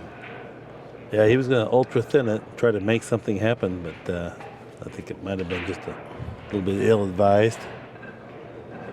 Before I do that, I touch the cue ball because he's entitled to a little push, right? Mm-hmm. Oh, yeah, right. Before I do that, you're an underdog shooting that shot. Yeah. Number one, right? Right. Here's my way of thinking, okay, on that particular type of a shot. If you shoot that shot, you have to be an underdog. I'm thinking that I would definitely be an underdog. I'm thinking that the best player in the world would be an underdog. Mm-hmm. So understanding that, what's wrong with tapping the cue ball? Because if your opponent should happen to make a poor judgment and take the shot, now he becomes the underdog. Worst case scenario, you become the underdog you would have been if you would have taken the shot. Right. Okay. You have the same shot. Yep. Give your opponent a chance to make a mistake at Exactly. See, why not? It's free. Right. It's free. And Bustamante, I mean, he's not lost any rhythm either. I mean, there was only a momentary lapse. He's back up out of his chair. Shane's been sitting there getting iced for quite a while. Bustamante feels just like he owns this match so far. Really, there's nothing there threatening him. Now, he's fallen out of line a little bit on the 5. He's slightly past the 5, and now if he follows it and goes 2 cushions or 3 cushions, then he can take the shot on the 6. But the position of the 8 near the side pocket, on this side of the side pocket, may be a problem if he ends up with an angle on the 6 that he has to travel with the cue ball. Possibly like this. Now we have this choice of position here. Do I roll it in or do I go travel with it? The angle that he's left himself with suggests that he should travel, but he could roll it. Let's see what he does.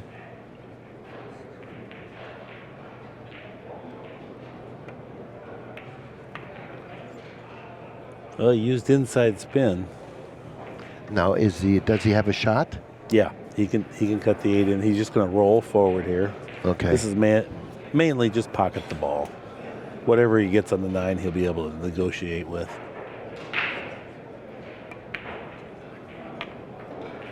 This is going to make it 12-5. How many consecutive games has he won?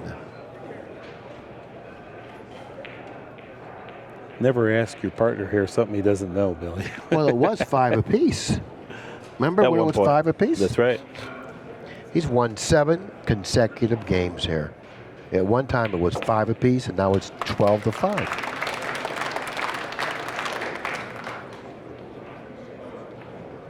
Yeah, we were saying earlier, if the draw had been slightly different, this could have been the finals of this tournament. Easily. Oh, absolutely. Yeah. Absolutely. And both of these players probably felt going into this match, what a lousy draw I got. No, anybody but this. You know what I mean? Yeah, right. There's a couple guys that'd be almost as bad. I mean, the only other draw that could have been even close to this, or maybe even at an equal, or maybe a little bit worse, would be for one of these two players to draw Dennis Arculo. Or Ralph Souquet. Or Darren Appleton. Yeah. Well, there are a lot of great champions in this tournament, Right. but I would have to say that Arculo, in my considered opinion, is probably the best player today. And then we have Jose Perica, but I think he's got a little long in the tooth. He has ways of tricking people. Oh. He's done it for a long, long time. But for many years, if you didn't name him in the top 5 greatest in the world, you were just wrong. Simple as that. I mean, that guy's phenomenal. All-around games, super confident. He no longer is one of the top 5 players in the world, but that doesn't necessarily mean he can't beat any of the top 5 players in the world. Oh, there's nobody here that he couldn't get up and win a match from, for sure. Okay. 12 games to 5, Bustamante to break. A lot of momentum his way with a 7 consecutive game winning streak. Yeah, I suspect he should have put more power into the break, which he did that time. Notice how much power he put into the break, because he has now the confidence to hit that one squarely with velocity, something that he failed to do the last couple of times. He just used, more of a square hit as opposed to power in a square hit. This was the ugly kiss here, but that does happen. But watch these balls open up. He hit the one squarely. The cue ball, the one cue ball coming back off the one indicated that. He got kissed out of the center of the table into the corner pocket. Something that is really unlucky, but it happens when those balls fly around like they do. And the cue ball near the center of the table, there's going to be a lot of moving balls around it. And you usually do get a kiss, but that Shane's time in was a trouble bad here one. already. One shot in. Now he's got to reach here, and then he's going to draw the cue ball back precisely to an area. And considering how far he's going to have to reach, I don't know about this shot. He's going to have to really hit this well. There's a lot of different things that can happen here, but I feel like he's going to run into some clutter. No, he was hit with a muscle up. He's going to fall short here. Or long. If he stops long. just a little bit less than that.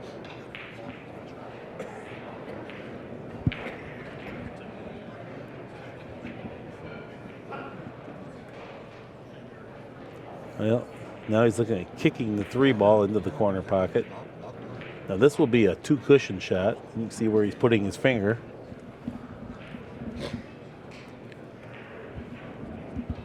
Shane's kind of measuring up the angle here for this shot. The 2 cushions not only provides a little bit of position on the floor, but also makes pocketing the ball much simpler. Yeah, it does. But, I really don't like Shane from this position at all. Well, I guess not. I don't think very many good things can happen for Shane other than pocketing the ball. He's really going to sell out here if he doesn't pocket the ball. And if he pockets the ball, there's no guarantee he's going to come up with a shot on the 4. They're really, No, I think this is all he has. I don't think there's another shot there that's better. I It's not might- a great shot. You know what? I might consider trying not to pocket the ball, hit the 3 ball, and cut it toward the rail and go around the 9, maybe in back of the 8 possibly with the cue ball. I don't know. I mean, I don't think that's easier though. I mean, that's the I thing. think he got a better chance that way. It might not be easier, but I think his percent.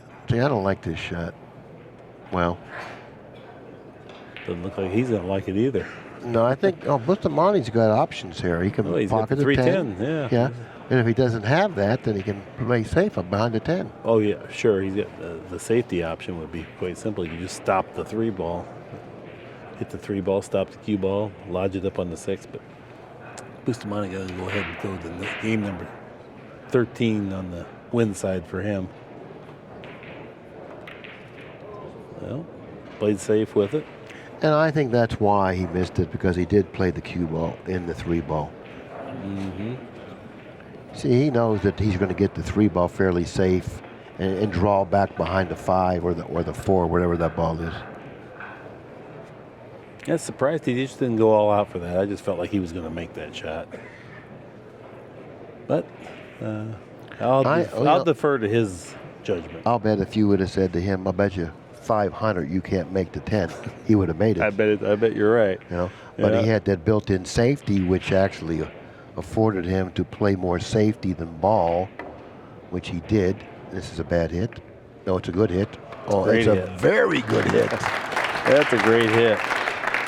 You got to roll up on that and make something happen by accident. And notice the speed that he hit it with. He hit it with the speed that he put all his marbles in that one thing, you know. Well, I think that was the only way he could get the angle to track nice, where he felt like he was pretty confident to hit the ball. Yes, he could have used more speed, but he's probably not going to hit it when he does so. But he hit it with the speed that indicated to me that he played that shot. Mm-hmm. You know what I mean? Yeah. Because he Yeah. certainly wasn't trying to get separation. You know? Unless his judgment's off that much. Oh, this will be good. Now, Boosty's kicking at the 3, but you can be sure he's kicking to a particular side of the 3. He's not just kicking one rail to hit it. And he might have missed the side, but I'm just saying they always play these shots that not just In the hit 'em. meantime, it worked out because of the position of the 4. You know, what kind of future does Van Boening have from here? Yeah. You know, can he pocket the 3 and run out? No. Does he have to pocket the 3? You better believe he has to pocket the 3, or else he loses control of the table. So in this instance, I think the shooter is at a disadvantage. Yeah, everything's got to be feeling like it's going against him here. Takes a great deal of mental strength to pocket balls like this that are so tough, and you're going to no position whatsoever. Yep, he definitely was at a disadvantage because he had to come up with a good shot. He had to perform, and from the position that he shot from, it wasn't an easy task. Bustamante now steps to the table Right. with a 13-5 lead and control of the table. And no doubt some frustration has to be setting in. Now I go 2 cushions toward the 4 here. I go toward the 4 with the speed to move the 4 here or get behind it. I think if he can go with a high right ball. No, I don't like that shot. Can he go forward 2 cushions and go toward the 4? That's the way it looks. I call that attacking the 4 ball with the cue ball. No, I don't like that shot. No, he got a little kiss there. Now he's well, I don't know what he's going to do here. He can probably put him behind. I don't know about this shot either. Well, behind the 6, behind the 10. I don't like either one of those 2 shots. I don't like behind the 6, and I don't like behind the 10. If he can hit the 4 thinly enough, I may try to hit it extra thin and go 2 cushions around the 10 and maybe behind the 9-8. Seems like Boosty's content to try to tuck the cue ball behind the 10 here. I don't like it because the hit's too easy. I like traveling here with the cue ball. Like this. That's what I like. Good. Traveling with the cue ball. Yeah, if that's available. Better yet. He's got blockers out there. Poor Shane. Got to come up with another miracle shot here. Once again, he steps to the table with a Right. problem. Right. And they probably saying to himself, I didn't know this game was this tough. Yeah, he's You know? so seldom put in these predicaments. You and I have been in them plenty. Yeah, we're totally familiar with this. Oh, 9. Watch the kiss and scratch. No, he was able to, Hey, good to deal. avoid that. Now he's off and running. Pool gods gave him a break finally. Glad to see it.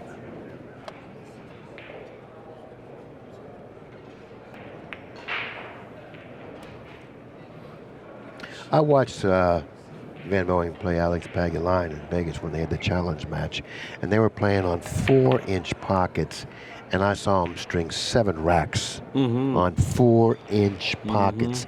So this lead is as wide as it is, 13-5.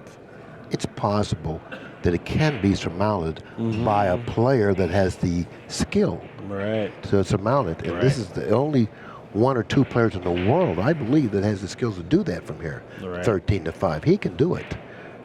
And it all starts here. 13-6. So nice turnaround. I don't know if you remember this, but Efren was playing Alan Hopkins, and they were playing alternate the break. Hopkins was ahead 10-1, race to 11, 9-ball. 12-6. Sorry. Well, now he's a favorite. 12-6.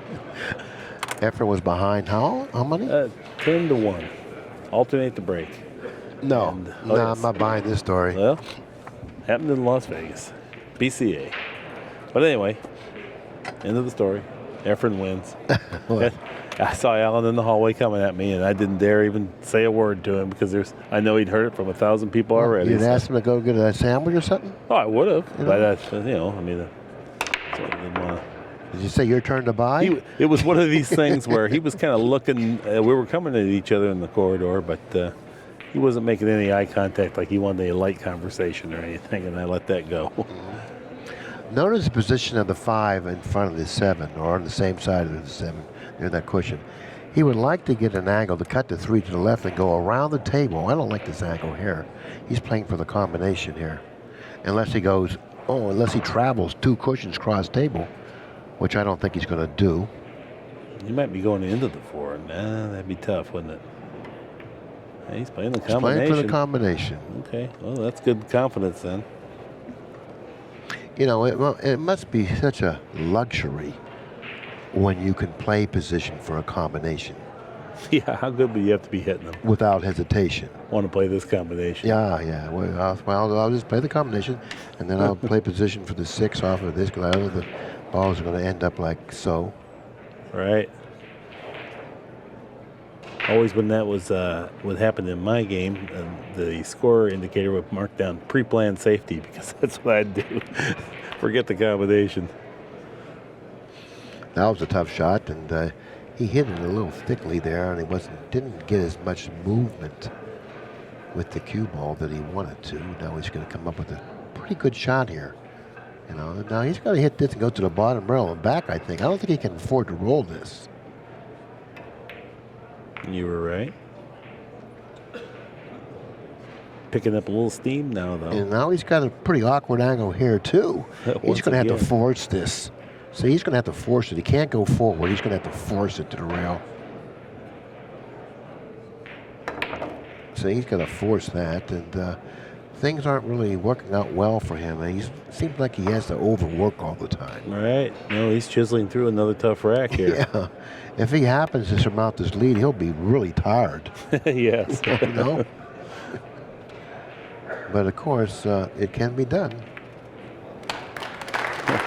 Extremely well done. Now he's got a little momentum on his side, perhaps loosened up. Yeah, if he can continue pocketing balls on the break and controlling the cue ball, and not getting unlucky with a bad kiss, he's got a shot at it. Not a very good one, but he's got a shot at it.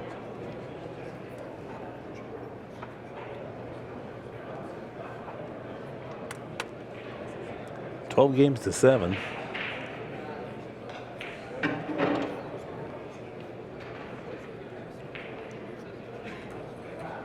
believe that was a break and run out for Van Boening that time. That would be his second of the match. Bustamante has 4.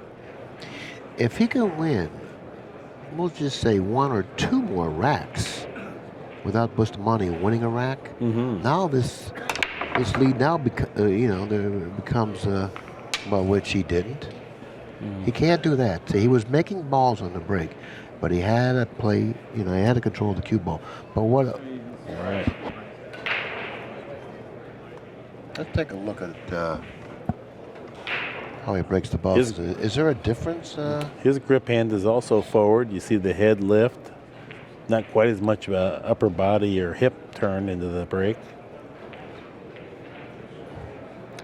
Why is it that he scratched straight in the side there, and that's something that he very rarely does. I mean, I've been watching him play a lot of pool, and I don't remember the last time he scratched straight in the side like that. He very rarely scratches straight in the side. He has made a point to practice, that break shot. Right. I mean, he really practices that break shot, and he's certainly gotten paid off for his due diligence. He certainly has gotten paid off for it. I never expected him to scratch in the side, particularly when he's far behind. He knows that he has to control the cue ball. Cue ball control is at a premium breaking the balls when you're facing this kind of a deficit. But, I mean, it's only a slight mishit, too, to have that occur. And I understand that, but he's very adept at breaking the balls. That's his best shot. There's nobody that hits more balls on a daily basis in the United States than Shane Van Boening. I always kid with him. You might as well just weld your joint together there. You're not going to take it apart long enough to make any difference anyway. I bet he burns through a tip in about 3 weeks. Well, yeah. And he practices to break, and he has practiced to break probably more than any other player. I always admire this about Shane. He was got to the TV finals in Las Vegas one year, and I was asking what he was going to do, and just right off the top, he already knew. He says, "I'm going to celebrate by going to the pool room and hitting some balls." That's his joy. He has no illusion of. He's got a great passion for the game. Right. And, anyone that practices as much as he does has a passion for the game. And it doesn't matter what skill level you are at, you have a passion for the game. And it's great when you have the ability of a Shane Van Boening or something close to that and have passion along with it. Then that's what makes champions. That was a super shot by Bustamante all the way down the rail. Threaded the cue ball between the 8 and 9 to get the right position here. But yeah, you're right, Billy. I wish there was more people in the United States that had that type of passion for our sport.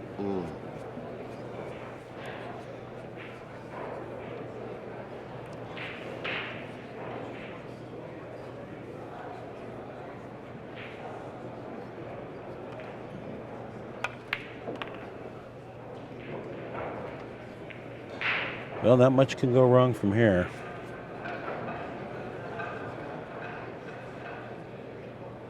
Two cushion position here, I believe. End rail, side cushion.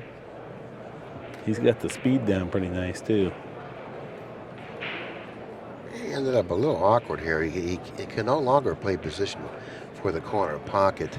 Now he has an option. Do you draw it past the 10 or you go forward? I don't know. Going forward, you're going to come close to the 10 here. Drawing it back, you could draw it back. You're going to be in close quarters as well with the 10. Let's see what he does. Going forward, he's going to come close to the 10. Watch out. Well, he's able to hit it and come up with a shot.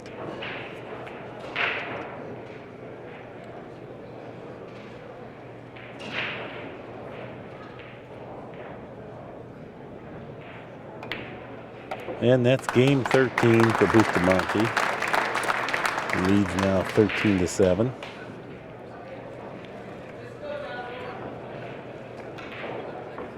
Boosty has a great sense of humor, too. He's fun to be around. He's always joking around. Oh, yeah. Happy-go-lucky, even after some bitter losses, too. Francisco. What a character. One of the great characters in our sport. Now, I have a good rapport with all the Filipino players. I go out to eat with them occasionally. I go karaoke with them, but I don't karaoke, but I listen to them. I've eaten Thai food with them, and quite a few times. You know, and I like them.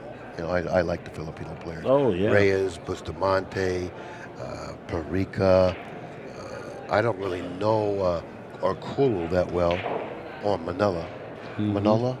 Yeah, Marlon. Marlon. I don't know him that well. But some of the other ones I do. Alex Pagulayan is another one.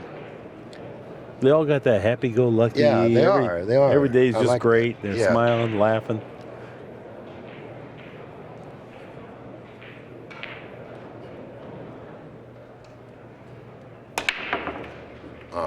See, he didn't hit that break with the velocity that he hit the last break with when they exploded. He got it kissed But around. he hit the break Yeah. fairly squarely, though. Yes, he did. Got kissed around just a little bit, but nothing found the pocket. And he, once again, poor Once Shane. again, Yeah, poor Shane. Every shot, it's just like pulling teeth. and I don't even know if the 2 can pass the 4 The 5, yeah. or the 5. And even if it does, boy, he's got a lot of distance to cover here to get to the 1 ball. And he's got to stroke it. I don't think he can roll it. Well, he did roll it. Oh, he played safe.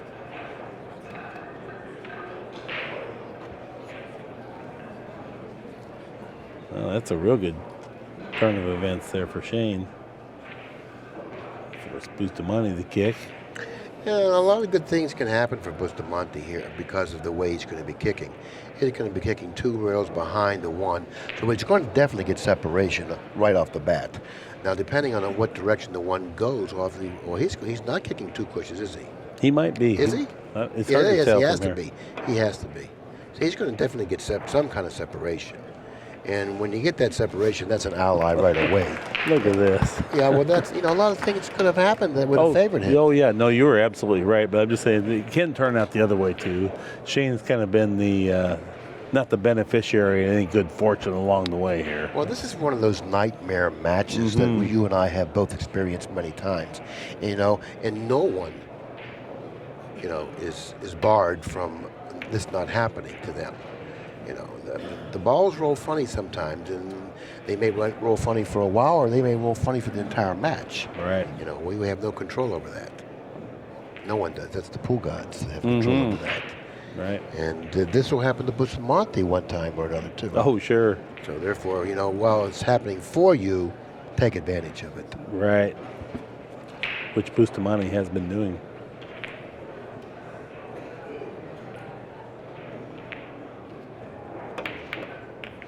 Excellent shot. Excellent shot.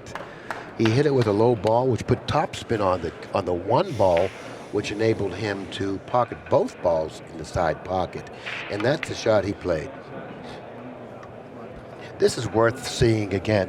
By putting bottom ball on the cue ball, it puts topspin on the 1.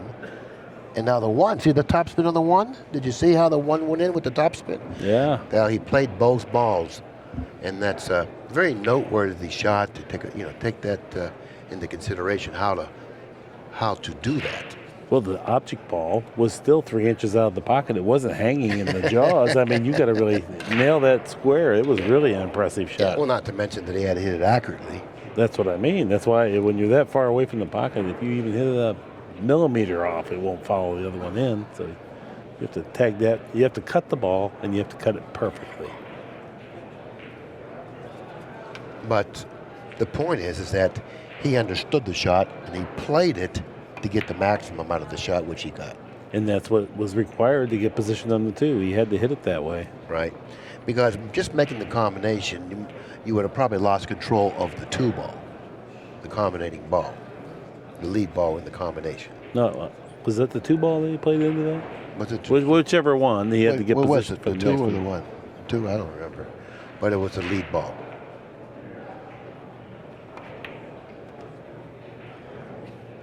No. No. Uh-oh. Now he's awkward on the 5, considering the position of the 6 to 10 blocks the pocket for the 6. So he has an option to play for the combination or to try to force it and go down the rail where the cue ball is now. I play for the combination here. I don't try to go down the rail because if he doesn't get down the rail far enough, he's going to have to contend with the 10 ball for position on the 8, which is positioned on this end of the table. So I kind of feel like he's better off playing position for the combination. Oh, he's going in elsewhere with the cue ball. Okay, well, if he can do that, then it's kind of worth the risk. Super power stroke And there. if he can end up where he did, then clearly it's the right shot. Yes. I mean, with the perfect angle. Boy, you had to hit that with warp drive to have enough energy to cover that much distance. Bustamante doesn't lack power in his stroke, does he? Oh, no. He's got all the tools, plus a couple others that nobody else has. He says, oh, I got lazy here.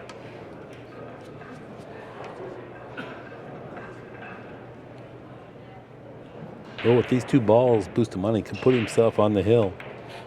Yep. At 14 games. He's been very, very efficient, but he hasn't been perfect. You know, there's a lot of shots that he's fallen short of where he shouldn't have. But he's been efficient. He's been able to be resilient in finishing the rack. 14 games to 7. Yeah, this was a real good stroke he put on this ball. Notice all that top spin. And like Mark said, he does have a very powerful stroke, which enabled him to get to the positions, the certain positions that he needs to get to sustain runs and Yeah, right. so on. Well, the cue ball couldn't have landed better on the 6. I mean, no matter how good you play, He you got still lucky. have to be a little fortunate. He got lucky. Well, a little bit. Yeah, sure. What if he gets a little bit the other angle there? I'm sure he would have figured something out. Yeah, apparently so. He figured something out on all the other ones.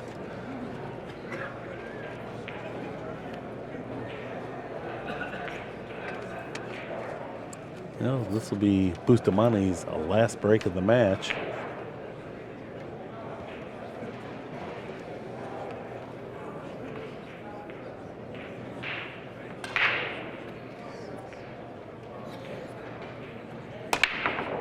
Oh. Well, considering this was his last break of the match, you would have thought that he would have put more control on the one ball, concentration on the hit. I think he was concentrated on the power. He was going to really make sure he made one. Okay, why is he playing the combination? Maybe because where the 8 is? No, I don't understand why he's playing the combination. Did he think that was game ball? I don't understand why he did that. Yeah. Look at, it was not a good decision if he ends up with this shot. Or is he just more accustomed to starting off with something difficult? Yeah. Perhaps that's I it. don't know. He thought, oh, this is ridiculous here. I'll go ahead and play a combination. Yeah, he'll probably play position for the 4-5 combination now. I don't know. That did seem a bit odd.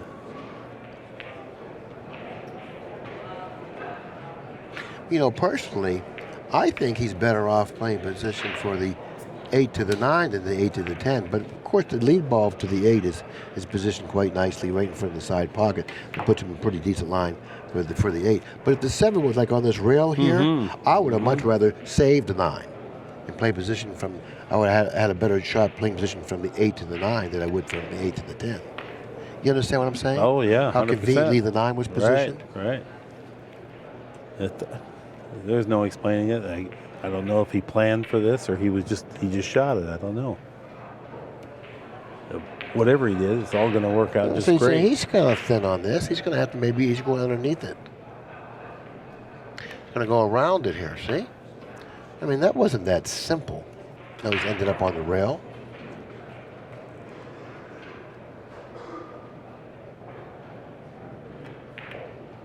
Well, Dan Boening showing some life here. Takes advantage of Bustamante's scratch on the break. Picks up a game. Trails 14 games to 8.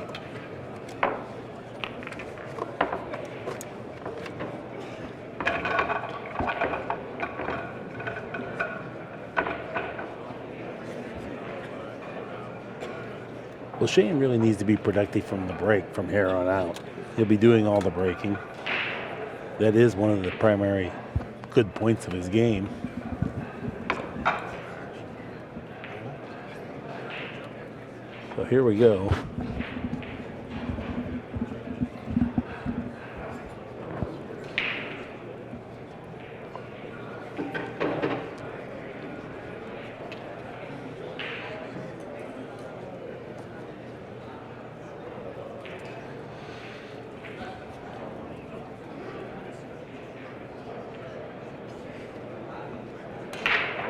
Locks in on the head ball here.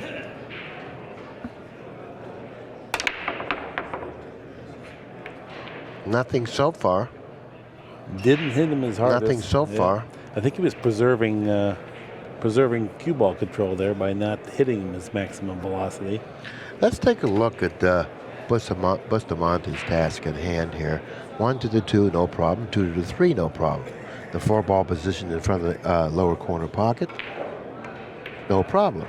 The 5-ball position there, the set rail down here, no problem. But the 6-ball in that curious position behind the 8 in the 9 may be a problem. But if he ends up with a good angle off the 5, which would be cutting it to the right, then he should be able. I don't even like the position he ended up with there. I think he's just 2 cushions. I think he's okay. As long as he doesn't bump the 10, which he was confident about. Okay, now he wants to end up in the center of the table for position for the 5. The center of the table would be ideal for position for the 5, which would send him to the side cushion and then toward the 6. Yeah, this would be. It's too far. He hit it too hard. He's gone too far. Now he has to revise his plan. He may have to go toward the 6. You know, he really can't afford to play to the rail there. I don't think the speed of that shot. That would be hard to hold it over there on the rail. You know, I kind of like him going toward the 6 because if he hits the 6, it seems like he's content with playing that inside placement though, where he just lined up with his cue. So well, he's got to be perfect. Now, if he feels that he can do it, that's one thing. he didn't though. I don't know if he did it. And let's take a look at him now. He didn't do it. It was a risky shot because he did have the ability to go toward the 6. He was close enough to the 5, and he had the angle on the 5 that would have suggested to me that he could have gone toward the 6. If he would have hit the 6, he would have ended up with some kind of a shot. Or at least a shot on the 6 where he would have control of the table and keep control of it, by leaving Van Boening a very difficult shot on the 6 off of a safety. But now he's opted to put all his eggs in that basket, which evidently didn't work out for him. Billy, rail first and try to stick the cue ball, or no? Yeah, well, that's a shot, and I'm sure that he's very adept at that shot, considering how well he kicks. He's got a pretty large target, and 2 possible interfering balls with both the 8 and the 9 to aid him in the safety. But it's pretty easy to err on that type of a hit too, right? No, he's close enough to it. He's got a good feel on this. I look for him to hit this well. And he didn't. And he got a bad kick off the point of the side pocket. Now Van Boening steps to the table. What's the deficit look like here? 13-7. 13-7. He still has 14-7. It's 14-7. Now he has little life, but what can I say? He has an opportunity. And I'm still wrong. I think it was 14-8. Caught me off guard. 14-8 and shooting for Van Boening. Yeah, and that looked like a shot that it was a 14-8 or 7. Was it lackadaisical? I mean, he's supposed to clear that ball. 9 out of 10 times he would have cleared that ball. Had the score been a little tighter, like 13-10, he would have cleared that ball. I don't think he's playing with much energy right now. Is he clearing this in the corner? Now, the speed of this shot doesn't lay right either. All right. What a pure hit that was. Well, I guess the speed of the shot did lay pretty good. I thought he was thinner on that shot than it appeared. He hit that as pure as that time he took on that combination that we were saying. Wouldn't it be nice to play position for that combination? That's how pure you would have to hit the combination. Oh, he's got such a bad angle on the 9. And that was the type of a shot you really couldn't pinpoint your position. You had to you had to hit it with some risk involved, and you knew it going in. But it didn't have to turn out like this. He's got probably the worst angle we could have ended up with. Yeah, it couldn't have laid funnier here. And he knows it. Now he might be better off banking this ball. Well, he may have to cheat the side pocket just a little bit. He might be better off. He's got the angle that's going to send the cue ball away from the side of the part of the rail he needs to hit with right angles. He may be better off banking this ball. This really got funny. And what the heck, bank it? At least you can show a little class here. And you're trailing 14-8. Get a little applause. Oh boy, oh, he said, "Come on, get around." Oh, please go around. You know, he's got a shot. Giddy on up. He's got a shot. Do you think this shot is tougher than the bank? Yes. Then maybe he should have banked it. You know what I'm saying? Yes. Take a look at where you figure to get with that particular shot, and then you evaluate that position as opposed to banking the 9. And in the easier shot, that's what you do. You choose the easier of the two shots.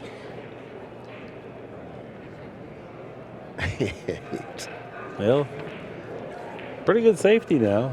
Bustamante's got to make a heck of a shot from here. It could have been a better safety. He could have positioned the cue ball on the rail. Yeah, true.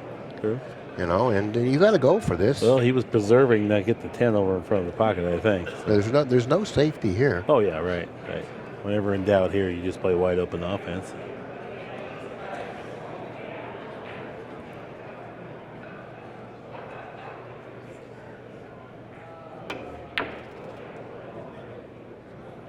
That's a safety right there. I was wrong. Yeah.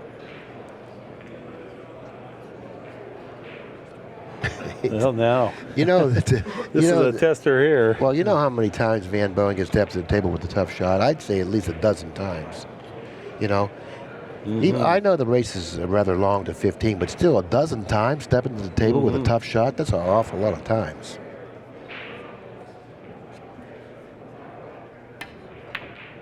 No. Oh, I thought that he was going to attempt to cut it in, didn't you? I wasn't sure. I didn't know what he was going to do. I thought he was going to cut it. Yeah, I probably did. Is this a side pocket shot or a corner pocket shot? I think it's a corner pocket shot. You think so? Well, the side pocket gives you some safe if you do hit it a little bit short of the side pocket. And then you would hit it short if you think that way. Yeah, that's true. You know? Yeah. So you're going to have to go after the pocket regardless of which pocket you choose. Well, we'll definitely find out what the right pocket to play it in is here momentarily. He jumped in the air like it was close. It wasn't even close. I mean, it kind of was, but he knew it wasn't going in. Yeah, but that was a wasted jump. He needs to conserve energy. 14-9. If we get to overtime here, Yeah, I right. wish he had the. You got to save those jumps for shots that have a chance. Okay, 14-9. Van Boening draws another game closer.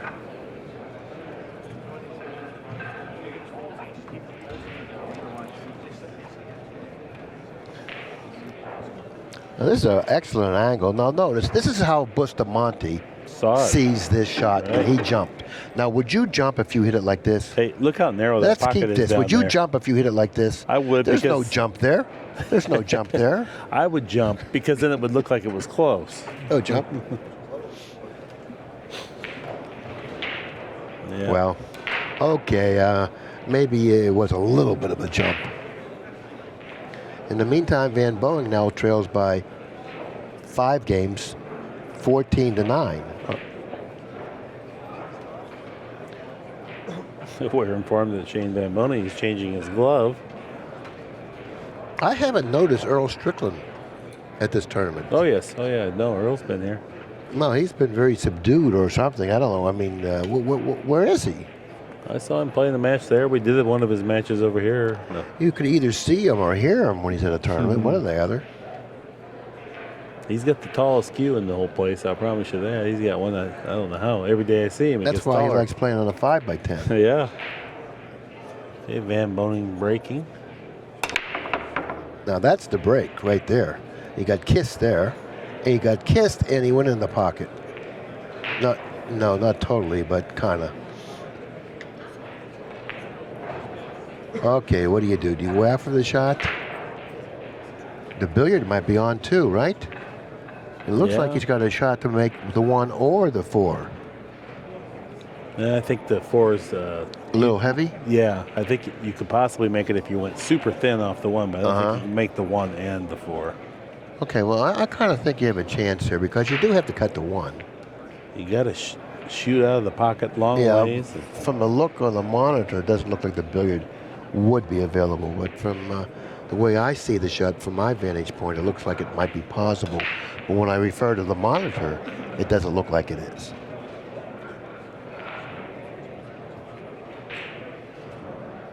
Yeah. It's certainly a distasteful shot because he knows he's going to glide heavy into the 4 and then gain position on the 2. Yeah, and then the 4 might come into play for the 2. Got to muscle up. No, he's going to roll it and play a smarter shot than what we were talking about. I don't know if that was a smarter shot. No. Because he certainly didn't hit it with the speed. Well, he didn't turn the table over on unforced error, I guess is my point. That he, On that shot, don't you have to get to this side of the table utilizing both the 6 and the 7 and possibly the 4 for blockers? you're thinking further ahead than he did, perhaps. No, but I'm thinking, I think the correct way. Mm-hmm. No, I'm. Well, what no I'm dispute. saying is that right? Yes. Yeah, that would have been ideal. So therefore, he really hit it unprofessionally, I should say. Yeah. Yeah. Yeah. Why would you want to give Indicating Boosty a shot? what? A little lackadaisical, maybe a little bit frustrated by the circumstances of always facing a tough shot every time he comes to the table. Did he play this safety? No. I think he did. Yeah, he played that safety all the way because of the position of the 2. Unless he hit it so poorly that, I don't know. Yeah, I don't think he played it that way. No? But just from the execution of the shot, it appeared to me that he could have. Right. Because- Right. He could have. Shane's lining up this 9-ball combination. He may have thought the 1 would have probably gotten behind the 6 and the 7. And I don't know. And at worst, left him a tough shot on the 1. Well, we'll give him the benefit of the doubt and say he did play it that way. So Okay. it was a tough shot either way. Let's take a look at the combination from the back of the 1. That was a good hit. That was a good look. Now we'll be able to see the shot go in, if it does go in the pocket. I think this is a real good angle to view this shot to see how accurately he hits it. Now that's accurate there. Wonderful shot. Still another tough shot here to get going. If he can pocket the 1 and hold the cue ball out near the center of the table, then You got to really stay down on this shot. You got to glue your eyes to the 1 ball here and keep it on the 1 ball. Get that good accurate hit because that's it. You got to stay down on this shot. that's a great job there too, because he had to shoot with slightly elevated cue in the back, or at least he chose to. So And he's got to get a real good hit on the cue ball because, the slightest off hit on the cue ball will apply English to that cue ball, and he's going to probably miss that shot because it was a difficult shot. well, that's right. And he couldn't afford to hit the cue ball off center.